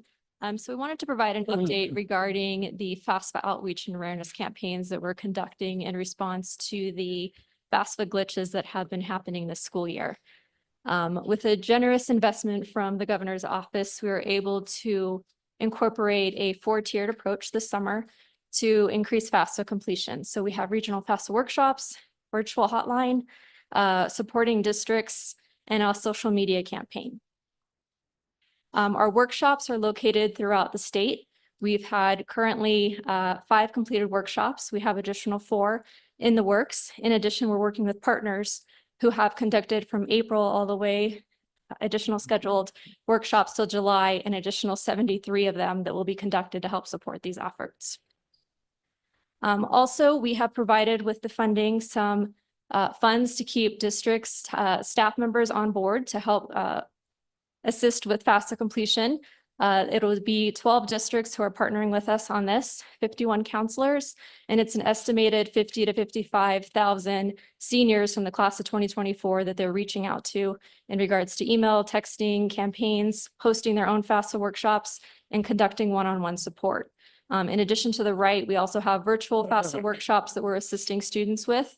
These are current, actually recent high school graduates, also current seniors who are current current college students that are continuing. So from April all the way to June this month, it shows you how many appointments have been conducted and how many more appointments that we have scheduled for the rest of this month. I'm going to hand it over to Sarah, who's going to chat about the social media and communications campaign that we've recently launched as well. Yes, to complement the outreach and engagement efforts, we also launched a media and direct mail campaign to create awareness for the FAFSA completion. This launched in late May and runs through August and is targeted to students and to parents. As part of this campaign, we're using several media opportunities, including English, Spanish, and tribal radio, billboards that are in the Phoenix and Tucson areas. Our social media campaign is on Facebook, Instagram, LinkedIn, and Snapchat.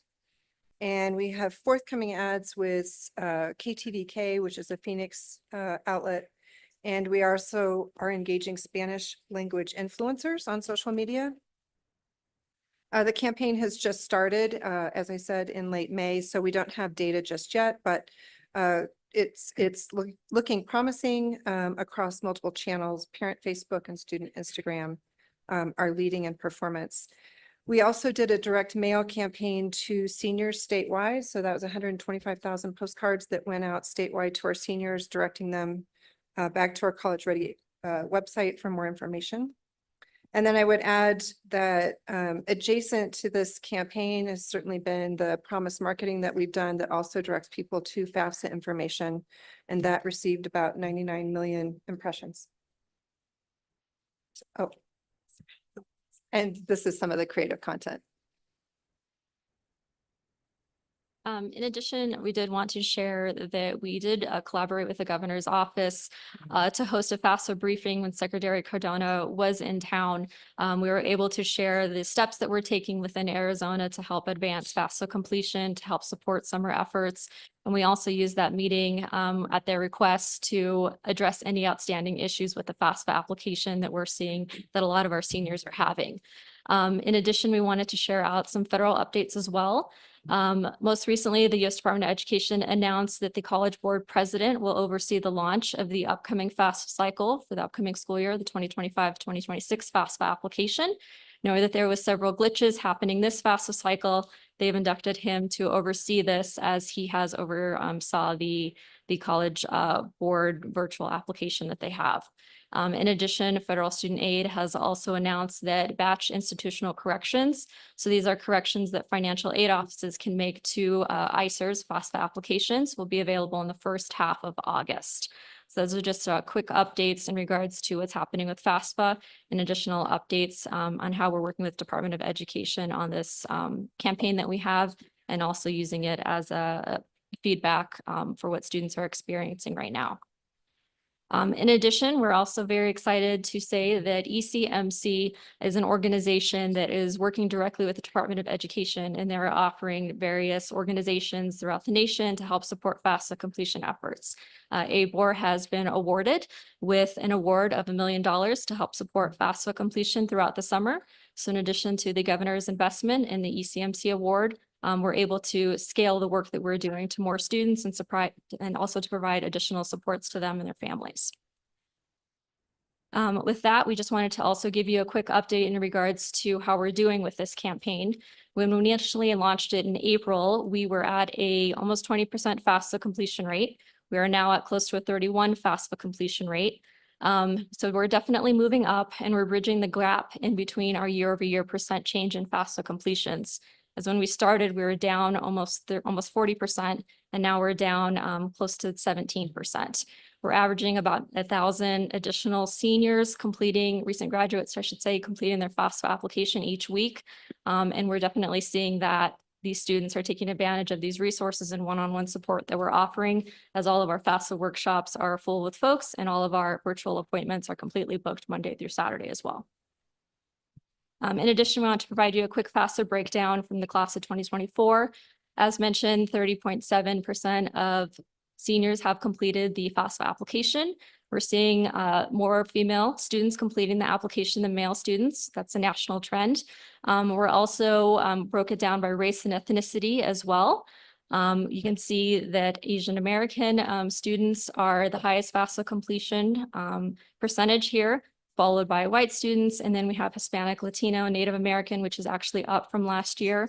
But one of the things that we did want to point out is that only 24% of students on free or reduced lunch are actually completing the application, and these students are most likely eligible for the Pell Grant or the Arizona Promise Program.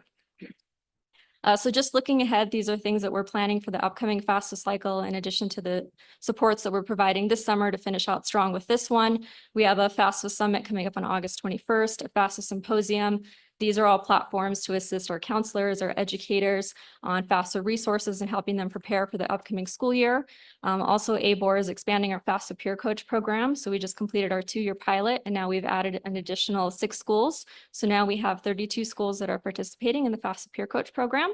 And then we also have made enhancements and are continuing to make enhancements to Arizona College Connect, which provides student level FAFSA data to our districts and high schools. And then obviously College Ready AZ, we're continuing to further develop and support it as the centralized hub for all students and current high school seniors from freshman to senior year. And that is the end.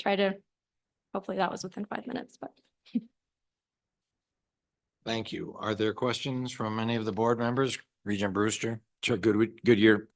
It's kind of the oracle looking forward question, but with so much effort put into the changes that came through, do we expect that this program moving forward is going to go through the cycle of changes that it saw this last year? Because it threw everything out of whack, out of kilter, certainly put a lot of pressure on students, families. Are we hopeful that we're not going to see a tweak in this direction next year? I can start it and have Jane. So Department of Ed has announced that there won't be any significant changes to the application. So it should be the same application that we see today. They're just going to make improvements to make sure that these glitches are fixed. So we hope that everything goes smoothly this next cycle. Hear from the government, not here to. Thank you, Reed. We can hope. Are there other questions? Hearing none, thank you. This is a discussion item and requires no action. Lastly, the board will receive a report from the University of Arizona related to efforts to integrate and align UAGC with ABOR policies and practices. John Arnold will present this item. John, the floor is yours.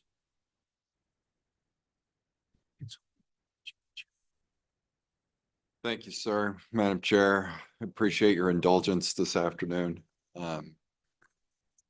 We'll just move straight through this.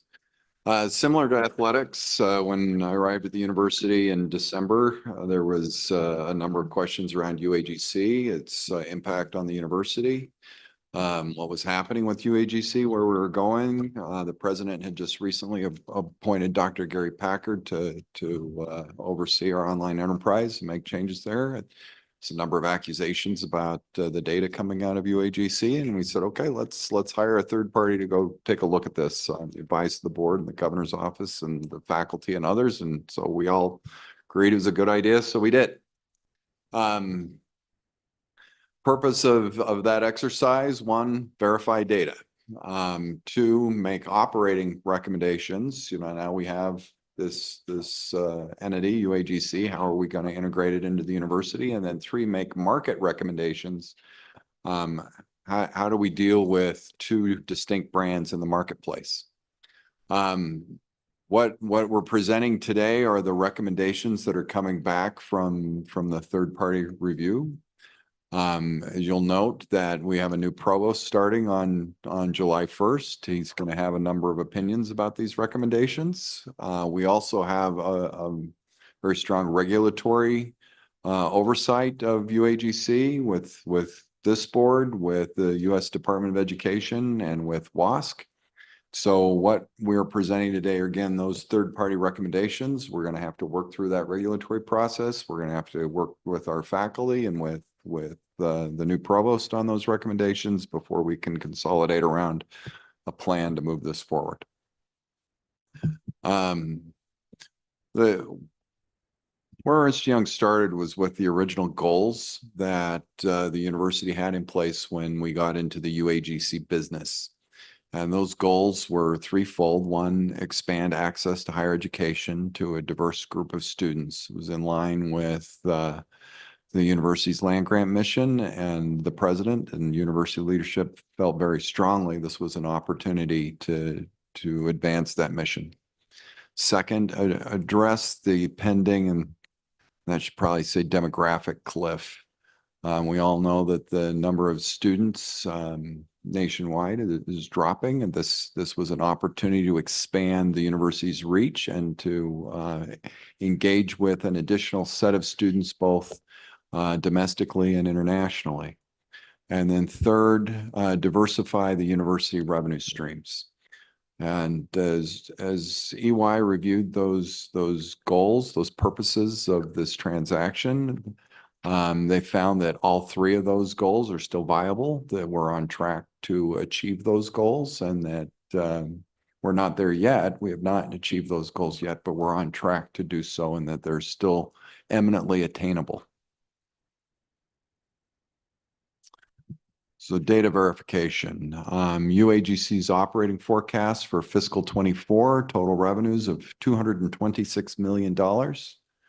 And total expenses, $225.7 million. And this is on a cash basis with a net revenue of $300,000. So we've, over the last few months, we've presented various forecasts that have shifted a little bit.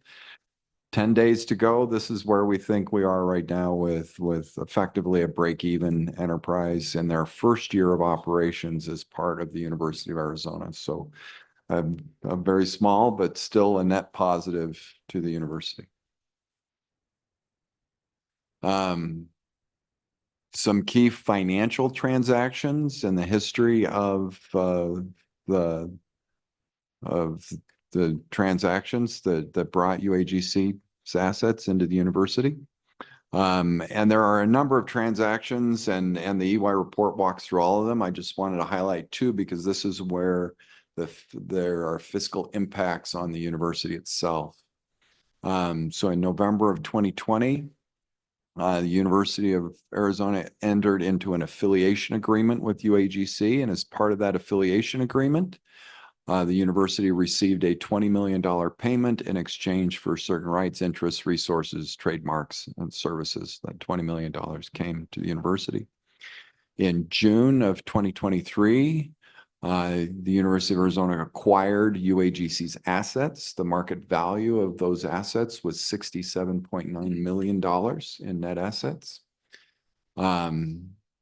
University paid $1 for those assets and assumed substantially all of UAGC's corporation's liabilities. So that was that exchange.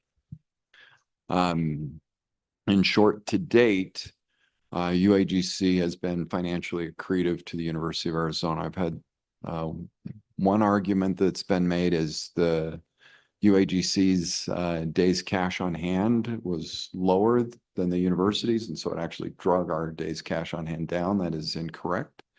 UAGC is operating with about 84 days cash on hand.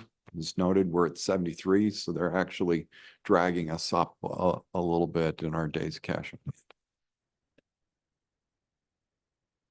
So now that we have this asset, what are we going to do with it? And just a quick overview, Arizona Online, a comparison between UAGC and Arizona Online. Arizona Online operates as a service center. It does not have faculty. It does not have students. It does not have any academic programs. Those all live in the colleges. What Arizona Online does is provide marketing, corporate partnerships, enrollment management, program operations, student success programs. So a student comes into Arizona Online, they're enrolled in the colleges, the academic programs live in the colleges, they're taught by faculty in the colleges. UA Global Campus is an academic unit. They have students, they have faculty, they have academic programs. They also have the same support functions that Arizona Online has. So you have this entity over here with both of those functions. And Arizona Online with the service function, with the academic pieces living in the colleges. So we asked DY, what's your recommendation on how to bring these two entities together? So first set of recommendations, one, sunset the UAGC brand, move to a single online brand. They said that they believe that having two brands just causes confusion in the marketplace. Second, combine UAGC and Arizona Online go-to-market capabilities and student support functions into a single support service center. So really take those support functions that are at UAGC and consolidate them with what Arizona Online is doing. Establish a process for academic program review. So we have these existing academic programs living at UAGC. What we need to do is review those and determine their market viability, and also is there overlap with other programs that exist at UAGC.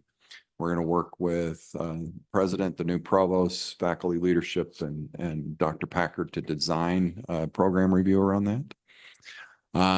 Recommendation is to operate as a single OPEID, which consolidates our UAGC's OPEID into the University of Arizona's, but to maintain separate iPads accounts so that we can see the different data sets. And then, of course, focus on improving student outcomes for both AZ Online students and UAGC students. We believe we're underperforming in both of those areas right now and want to improve those outcomes. Continuing the recommendations, so that we're left with this academic unit. And the proposal is to keep that academic unit in place. It would be considered an additional location of the university. It would distinguish itself, differentiate itself by still having multiple starts, shorter courses, those 5-week courses. It would differentiate on price point. It would differentiate on admission standards and would have unique academic programs. Footnote there is that this, of course, is all subject to our regulatory bodies.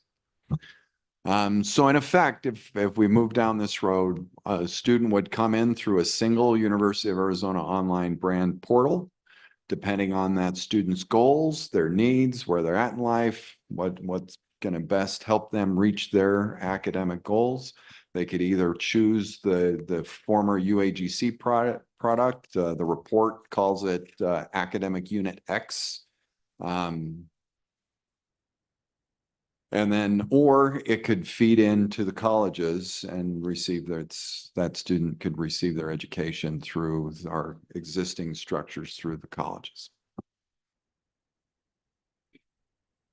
In the meantime, that's on the academic side, the report identifies 12 to 21 million in potential annual cost savings.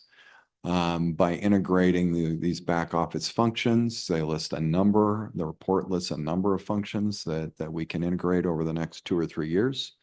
Part of this will depend on how UAGC's academic structures also change. There are some uniqueness to them, and they may need to retain some of their own support structures because of that.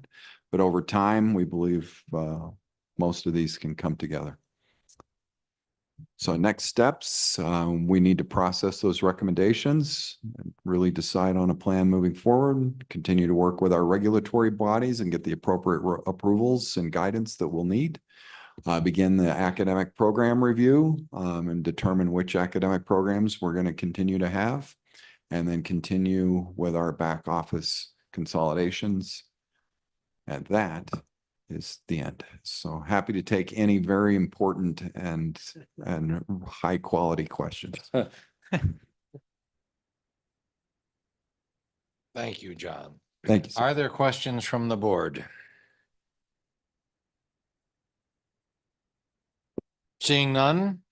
Late afternoon, love it. This is a discussion item, requires no action.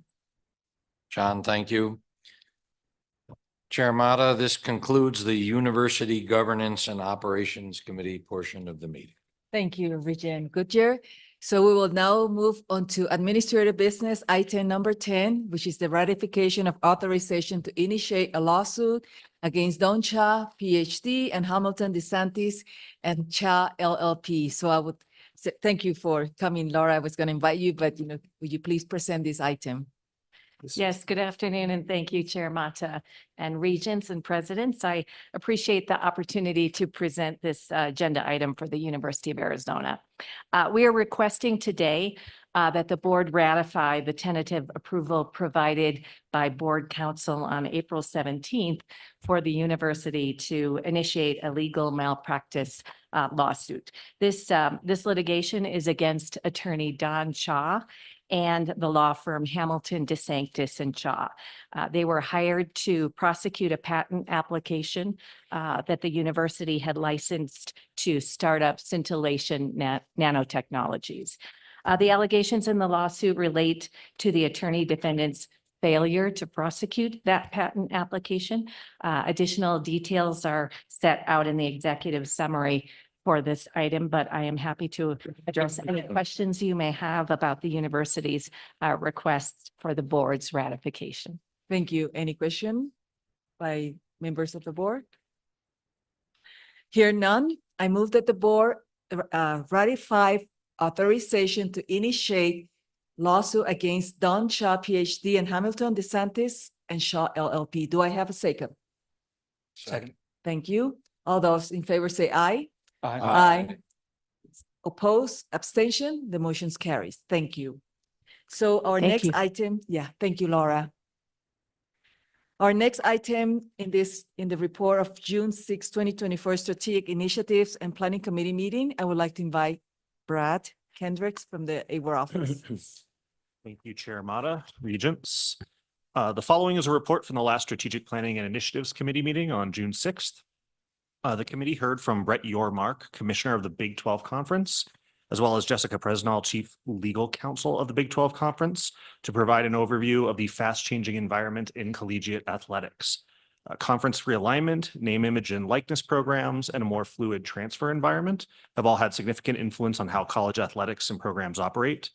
Between the recently announced NCAA House settlement related to student athlete compensation and the preparations of the University of Arizona and Arizona State University to join the Big 12 Conference this upcoming year, the board engaged with the commissioner to survey the landscape and begin thinking about the challenges and opportunities that this new era presents. Commissioner Yormark discussed the efforts of the Big 12 to expand revenues for member institutions while looking to connect with fans in new ways and establishing local connections in the communities it represents. Ms. Presnall provided an overview of the recent legal issues and proposed settlements, setting the stage for decisions that the universities will need to make as these cases continue to develop. Athletic directors Desiree Reed-Francois and Graham Rossini joined the discussion to reflect on the university's efforts to better support student athletes. The athletic directors, university presidents, and boards will continue to engage regarding the program's next strategic steps. Chair Mata, I turn it back to you. Thank you. Any questions or comments by members of the board? Here none, thank you so much. Our next item is the report on June 6, 2024 Audit and Risk Management Committee meeting. So we'll have Regent Brewster to present this report. Chair Mata, I will skip the 12 audit PowerPoint slide at this stage of the meeting. University audit review updates were made both in public and executive sessions on June 6th. The Board of Regents will continue to engage our university audit teams and close out this process by our September Board of Regents meeting. Again, this is a discussion item. There's no further formal actions required. Thank you, Regent Brewster. So our next is the report from the Arizona Faculty's Council, Professor Dunn. Yes. Okay. Thank you. The faculty of the three universities once again welcome this opportunity to meet with the regents and share positive developments and concerns as well. We are proud of our continued high levels of enrollment and the success and resilience of the COVID cohort. Congratulations to all our graduates. We are aware that all three universities in the state are experiencing financial challenges in the budget that was signed on Tuesday by Governor Katie Hobbs. The Board of Regents and Arizona Public Universities took a $27.9 million cut. The final agreement also includes eliminating an additional $24 million annually to the Promise Low-Income College Scholarship Program. Contrast that with the approval of further funding for Turf Paradise in Phoenix at $1.5 million and a $15 million earmark for the Prescott Frontier Days Rodeo. We regret this outcome and hope funding can be restored as the universities work through their budget challenges. This is problematic as we struggle to keep up with the workforce demands of the state and maintain our academic excellence. Each university is managing their finances differently, but it is extremely important that the universities do not balance their budgets on the backs of the faculty and staff who are essential to maintaining the state university's educational system. The faculty also requests to be part of the decision-making process as programs, services, and initiatives are considered for either elimination or significant cuts. The proposed adoption of changes to ABOR Policy 5-30501 addresses a prohibition on support for foreign terrorist organizations by student groups. The AFC is curious as to why such a policy clarification is needed for foreign organizations alone, yet ignores domestic terrorist organizations. While the federal prohibition against knowingly providing material support or resources to a designated foreign terrorist organization is important and needs to be adhered to, following only the federal code completely misses the harms that can also be caused by domestic terrorist organizations that can undermine civic and democratic participation.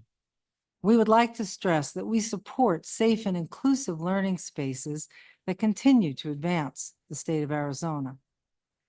A bill that passed the Arizona Senate on June 12th that limits faculty participation in decision-making sits on the governor's desk. HB 2735 is a bill that proposes changes to the authority of the Arizona Board of Regents and the governance of public universities in Arizona. The Arizona Faculty's Council strenuously objects to this bill that could damage the existing shared governance practice we have operated under for so long. In a news release from the governor's office in April, the new FAFSA form was launched to simplify the financial aid process. However, as we all know, there's been delays and data issues that have resulted in fewer students completing this as compared to 2023. On April 17th, Governor Katie Hobbs announced $500,000 investment to tackle the decline in FAFSA submissions in Arizona. We applaud this move and we hope it provides more access to the many students that depend on aid.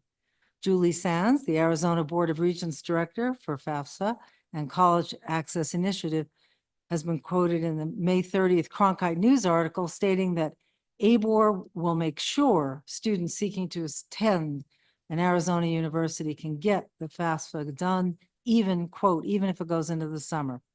We are very supportive of this effort and fervently hope the issues with the FAFSA application will be worked out as quickly as possible. We thank ABOR for their efforts on this issue. And we are very proud of our university's ranking in the Global 2000 list by the Center for the World University Ranking. ASU and U of A ranked in the top 1% and NAU in the top 4%. These rankings are based on compiled data from more than 20,000 institutions internationally, studying graduate employability and academics. The rankings show that the three universities continue, in spite of challenges, to advance their educational goals in a meaningful and measurable way. So with that, this is my last AFC report as the Arizona Faculty's Chair. It has been a rewarding and fascinating 2 years, and I am profoundly grateful for the opportunity to sit here and address the Regents. It has been an honor to represent the universities and articulate our shared vision for our educational institutions. In particular, I want to thank Mark Danke, ABOR staff, who has been instrumental in the continuing success of the AFC. I truly value the excellent group of colleagues that I've come to know so well. I will most definitely miss this wonderful community and wish you all the best going forward. But I know you'll be in great hands with Kate Ellis, NAU, our new Arizona Faculty's Chair. Thank you again for this opportunity to serve the universities in the state of Arizona. And as was said before, are there any really good comments or questions from the Regents? Yeah, well, thank you so much for the report. And also we want to thank you for these 2 years that you have come and brief us and keep us updated. And we appreciate the time you invested, you know, on behalf of the three universities representing them. So any comments from any of the Regents, since Professor Darling today's her last meeting? Yes, Regent Reed. I just wanted to say thank you, especially for your work as a professor, as a student. The roles of professors are very important in our lives, so thank you. Thank you. Thank you. Thank you very much. Any other comments? I would just join you, Chair Mata, in thanking you, Penny, for doing such an excellent job and for presenting the faculty perspective in so many critical areas over the 2-year period. Thank you. And I do want to stress, it's not just me sitting here writing this. I have an incredible team. So it's really a team effort and on all fronts. So I do want to stress that. Thank you. Regent Brewster? Penny, it's more than this meeting, as you've stated. And I want to thank you for the many events that you go to as that representative. It is great to see you out at so many university events representing the faculty. So beyond just what you do with us, reaching back into the universities and being involved, thank you for that extra effort. Thank you. Greatly appreciated. Yeah, just Really, one yeah. more. Thank you Oh. for your service. You put a lot of time and energy into this, and we're better off for it. So we're I'm the grateful for same. all you've done. Okay.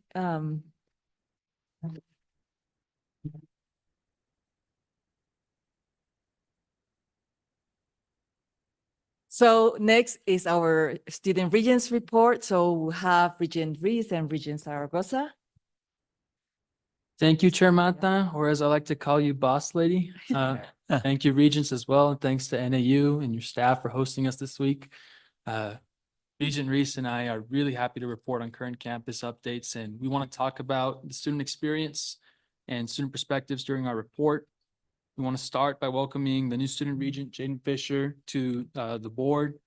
We're really excited to have you. I can tell from the few conversations we've had that you are the right person for this position, and I look forward to working with you. So today we're going to share a summary of the 2024 Student Food and Housing Insecurity Report. Just to give you a brief background, during the 2020 to 2021 academic year, the board, led by the student regents, established a system-level work group to assess our student food and insecurity housing needs. Surveys, these were conducted at the university level to gather data on student experiences with basic needs, focusing on food and housing insecurity. In June 2021, the board approved a key recommendation requiring each university to submit an annual report detailing efforts to assess and alleviate student food and housing needs on campus. Additional recommendations included forming a basic needs committee at each university and developing a communications plan and portal to highlight and explain the university's initiatives.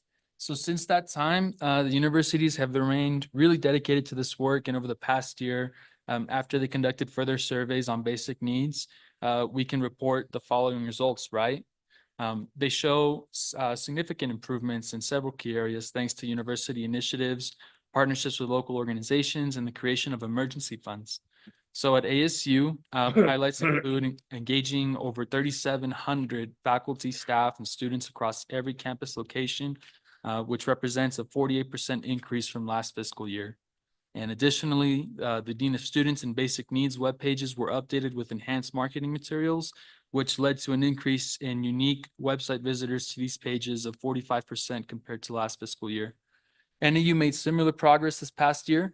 It included increasing affordability and capacity in existing in-campus housing through the addition of more than 300 beds and partnering with the ASU Foundation, or the NAU Foundation, excuse me, and Louis Cupboard, which is their campus food pantry, to award 53 students with free Louis Care healthcare plans. And I gotta say this, President Cruz Rivera, you're starting to become my favorite. I'll say this just because, no offense to you. Lots of love for you. Lots of tuition. But I will say, I'm a striver. I always want to be in second. I will say the reason why I made that comment is because thanks to the Cupboard location in Yuma, which is located at the NAU Yuma Academic Success Center, a lot of individuals, as many as 400 unique individuals and 113 unique households benefited from that program. Chances are I know some of those people benefiting, so thank you for that. At the University of Arizona, the campus pantry grew by 21% and 92% of student users reported being satisfied or highly satisfied by the services provided by the staff and volunteers at the campus pantry. Similarly, the campus closet, which provides clothing for students, grew by 66%. I have had the chance to volunteer at the campus pantry, and I can speak to the quality of the staff and the volunteers who work there. They are incredibly passionate about this work and making our campus better, so we thank them for their help. These improvements are not only necessary, but praiseworthy, and we want to thank the universities as they remain dedicated to their efforts on addressing these ongoing challenges related to basic student needs. Additionally, we want to thank Mark Danke and the ABOR staff for continuing to highlight this great work through this report. So to recap this past year, both Regent Reese and I, we learned a lot about handling the nuances of a university system and being present for ASU and U Arizona, changing their athletic conferences and hiring new athletic directors, the realignment of the board's committee system, and a changing of the guard with Regent Manson's term ending and Regent Archuleta's term beginning. Each of these kind of presented challenges of their own, but I'm sure that I speak for the both of us when I say that we're grateful to have been a small part of this process, that these changes are necessary, not only for our education in all of this, but for the rest of the board. So we're happy to be part of this. I wholeheartedly echo David's points. This past year has been an incredible capstone to my Arizona Board of Regents experience and to my college experience at large. It's very surreal to think I was selected for the greatest honor of my life to date 2 years ago, especially considering how quickly the time has flown by. Then I was just an engineering student, passionate about education and learning, and equal parts excited and daunted by this opportunity. Now I am a Wildcat for life and a proud graduate of the University of Arizona with a Bachelor's of Science in Mechanical Engineering and a Bachelor of Arts in Computer Science. I am proud to represent my college as the Mechanical Engineering Outstanding Senior, and I am indebted to my professors, mentors, family, and friends for supporting me. In my next adventure, I will be headed to San Francisco to work as a technology consultant for Accenture. I want to share my greatest gratitude with each of the university teams, the university presidents, the Arizona Board of Regents staff, and my fellow regents. I will forever be grateful for this opportunity to collaborate with all of you amazing individuals and experts, and I'm eternally indebted to each of you for the invaluable lessons that I have learned. These lessons have ranged from new lingo related to finance, business, and law, to what it means to be a good follower and also what it means to be a good leader. Being student regent has enlightened me to the complexity of each of our universities and given me a greater appreciation for the work of everyone in academia and for my own education. Words truly cannot express how humbled and thankful I am to have this opportunity to represent students, the power of education in our state. I'm incredibly excited to pass the baton to Regent Zaragoza and Regent Fisher, as I know you will both represent student voices well and be leaders on this board. The work done by this board is impactful and meaningful, and as a student, I want to thank each of you for contributing to making my academic experience the most incredible 4 years. These college experiences you dedicate your efforts to are life-changing for all students and an omen to an encouraging and bright future. Thank you for your time and thank you for this honor. Thank you, Regent Reese. Thank you for the reports you both presented, but also, now we're going to take a moment to recognize you and who completed the 2-year term. And we're going to do that now. And then you already gave your, how you feel about, us. Thank you for that.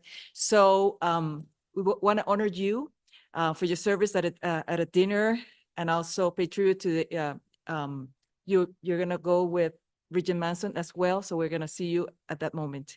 So Regent Reese, on behalf of the board, I want to thank you for your exceptional work as a student regent. So you know that the student regents are so vital to our work as a board, and ensuring that we have a greater insight into the students' concerns and university. So you have been an excellent voice for students. I have valued your excellent collaboration and the many time that we try to meet and have some lunch or breakfast or dinner, as well as your curiosity, because you asked so many important questions during that time and during our time here at the board. So you have been very thoughtful in your approach to work with the board, and your perspective has broadened also our thinking as well. You're also an inspiring and standout undergraduate student at the University of Arizona. You were an amazing speaker, remarks. You did the remarks the last time, so I heard so many good things about that. So for that, we thank you. And also you are at U of A, WA Frankie Honors College too. So that's another thing in your hat. So it is very good to have another woman as a, to complete and be successful, and also join the STEM, with that we're trying to add more and more into the ranks in science and engineering. So we are now, this is the time for something for you, and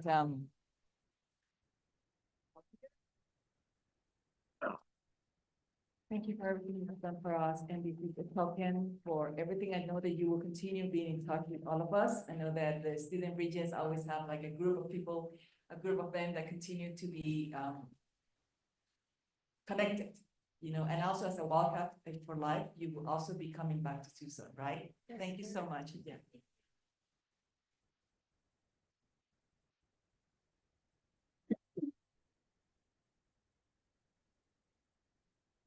Oh, I'm so sorry. Okay. It's almost 5 o'clock. So anyone wants to say anything to Regent Reese? So Regent Reese, I've been involved as a faculty member at a university for, on the order of 40 years. You are among the 3 or 4 most focused, most diligent, most committed students that I've ever observed, ever seen, ever known. It's just almost beyond belief. You never whine, you never complain. You take on these 2 majors as if they're trivialities. You work with such focus. I mean, I've known you and worked with you for 2 years, but I've also watched you for 2 years, and it's unbelievable. So what we've put together for you, given all of these fantastic, and in fact, I went to college in Iowa, and they have a different lingo in Iowa, and so they have like, there's a phrase in Iowa, do you want to go eat? But in Iowan, it's "Dwana gweet." And so, or just wheat. And so, you get used to these things. And so there's this "get her done" kind of phrase, and that's you, just get her done. And so we've put together for you a package for your new desk in Accenture. You're going to like San Francisco for a few months. It's a beautiful place. You're going to come back to ASU for your graduate work, which we're ready for. And so we have given you innumerably ASU branded objects for your daily life and your desk. And so I give this token of our appreciation to you for your diligence, for your focus, for your commitment, for the way you studied issues before you commented on them while you were taking this double major in mechanical engineering and computer science, and getting all that done and winning the best student in the subject in the entire university while being a region at the same time. It's really fantastic. Thank you. Congratulations.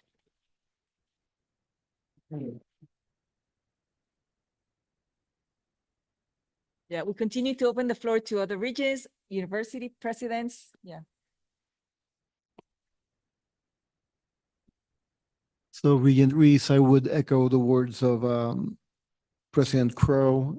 You have done an amazing job as a regent to elevate excellence, as we like to say here at NAU. You have a legacy that you should be proud of, not only as a regent, but also as a student, and a huge responsibility to project well into the world as you move into the important areas of advancing not only your disciplines, but ensuring that your talents are put to good use for society. I thought I would give you a good memento to remember NAU by. I don't have swag from NAU. I do have the game football from when we beat the Wildcats to provide to you. I'm sorry, Bobby. There's a certain time limit on that, but Yeah. keeps milking. It only happens every 80 years. I thought about doing that, but I'm not. I'm actually proud to present to you a traditional NAU gift, which is one of our NAU cookies. And they're not for eating, but we are also including an NAU Stanley to keep you hydrated as you move forward with your career. Thank you so much for all you've done and for what you will continue to do to put Arizona on the map. Thank you. Thank you.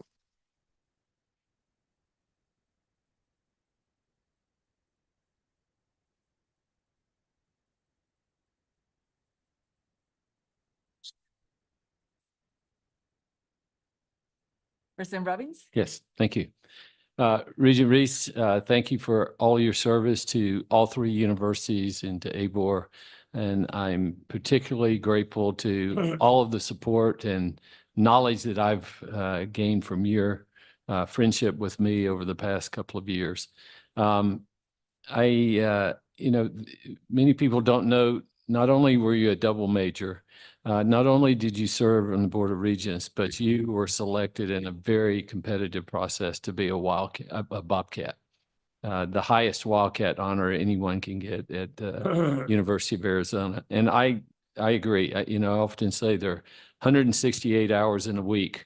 Work hard every hour to make it count like you mean it, and you've done that. I agree with President Crow, your incredible, meticulous attention to detail. And, I spoke to your parents about, were you always like this? Were you always as regimented? And, it's about situational awareness and time management. And you have done it as well as any student I've ever known. So I agree with President Crow. I'm a big supporter of you going to the Bay Area and experience that, but you need to come back home. And as we've discussed, the heart and the vascular system is just pumps and pipes. That's mechanical engineering. And so I've often said, I think you would be a great heart surgeon because you've got that drive and determination. And the final thing I would say is, our core values at the university, I don't know anybody that lives them any more fully than you do. Integrity, compassion, one of the few universities that has compassion in their values, exploration, adaptability, and that bear down determination spirit that you have. So I wish you great luck in anything you do, whatever you choose to do, whether it's continue to be a consultant, which I don't think is going to happen, but President Crow is giving you that nice basket. We're going to give you something that will be a conversation starter in your new desk in San Francisco. So I'm going to bring it over and give it to you. But thank you for everything you've done. And Professor Dolan, before I come around there, it occurs to me that we've never given one of these awards to a faculty member, but I will be giving you a piece of glass as well, because I want to echo and amplify all the comments that were made about your incredible leadership. I know you've got a big team, but you agreeing to do this for 2 years and being the incredible leader you've been, we're all very appreciative. Very.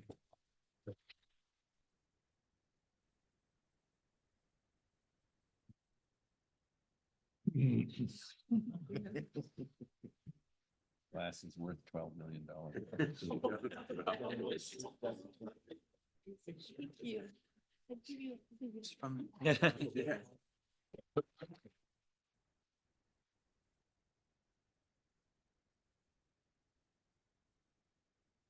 Do we have any other regions that would like to make a comment? Okay. Okay. So is your video public? Yeah. Okay, so for those in the audience, Caitlin, Regent Reese participated in a competition, and she and her team, 6 students, made a robot that shot free throws in basketball. And the video is unbelievably professionally done. The way she plays a prominent role in it, she's not the robot. But explaining how it operates and how they went about doing it. And then just at dinner last night, the ease with which she spoke about what she learned about teamwork on the project, on leadership, on the project. It was almost effortless. It was like it was all second nature to you. So to be that good at something that difficult and make it look that easy, that's quite a combination. So congratulations. Thank you for years of good service and Godspeed. You're going to do great. Thank you. Regent Goodyear reminded me of something I omitted. Two more things I wanted to mention. I didn't write anything down, but I kidded Regent Reese. There was a former basketball player named Kate Reese. She put an E on the end of her name. And she was a real star basketball player and now plays professionally. But you are the real mega star, Kate Reese, at the University of Arizona. And I want to thank you for everything in that regard. And the basketball project, I knew a little bit of something about that. So, but the final thing is we kicked off our campaign, Fuel Wonder campaign, homecoming this year. And the MC for that event was Regent Reese. And she did it with such grace, such poise, and such professional nature that, you know, we talked about, you may have been a little bit nervous, but once you got on the stage, you carried the whole program. So I want to thank you for kicking off our campaign and doing such a great job with that. Any other comments? I'll say one more thing. Yes. I'd say thank you to everyone for supporting and believing me. I feel like my previous comments were pretty verbose in typical Caitlin fashion. So just again, a great thank you and good luck with the rest of the years to come. I'm very excited to see what the rest of the board does. Thank you. Thank you. Okay, so see none, hear none. What he said. Yeah. So thank you. This concludes the public session. I have a few announcements before we adjourn. For those attending tonight's event, it is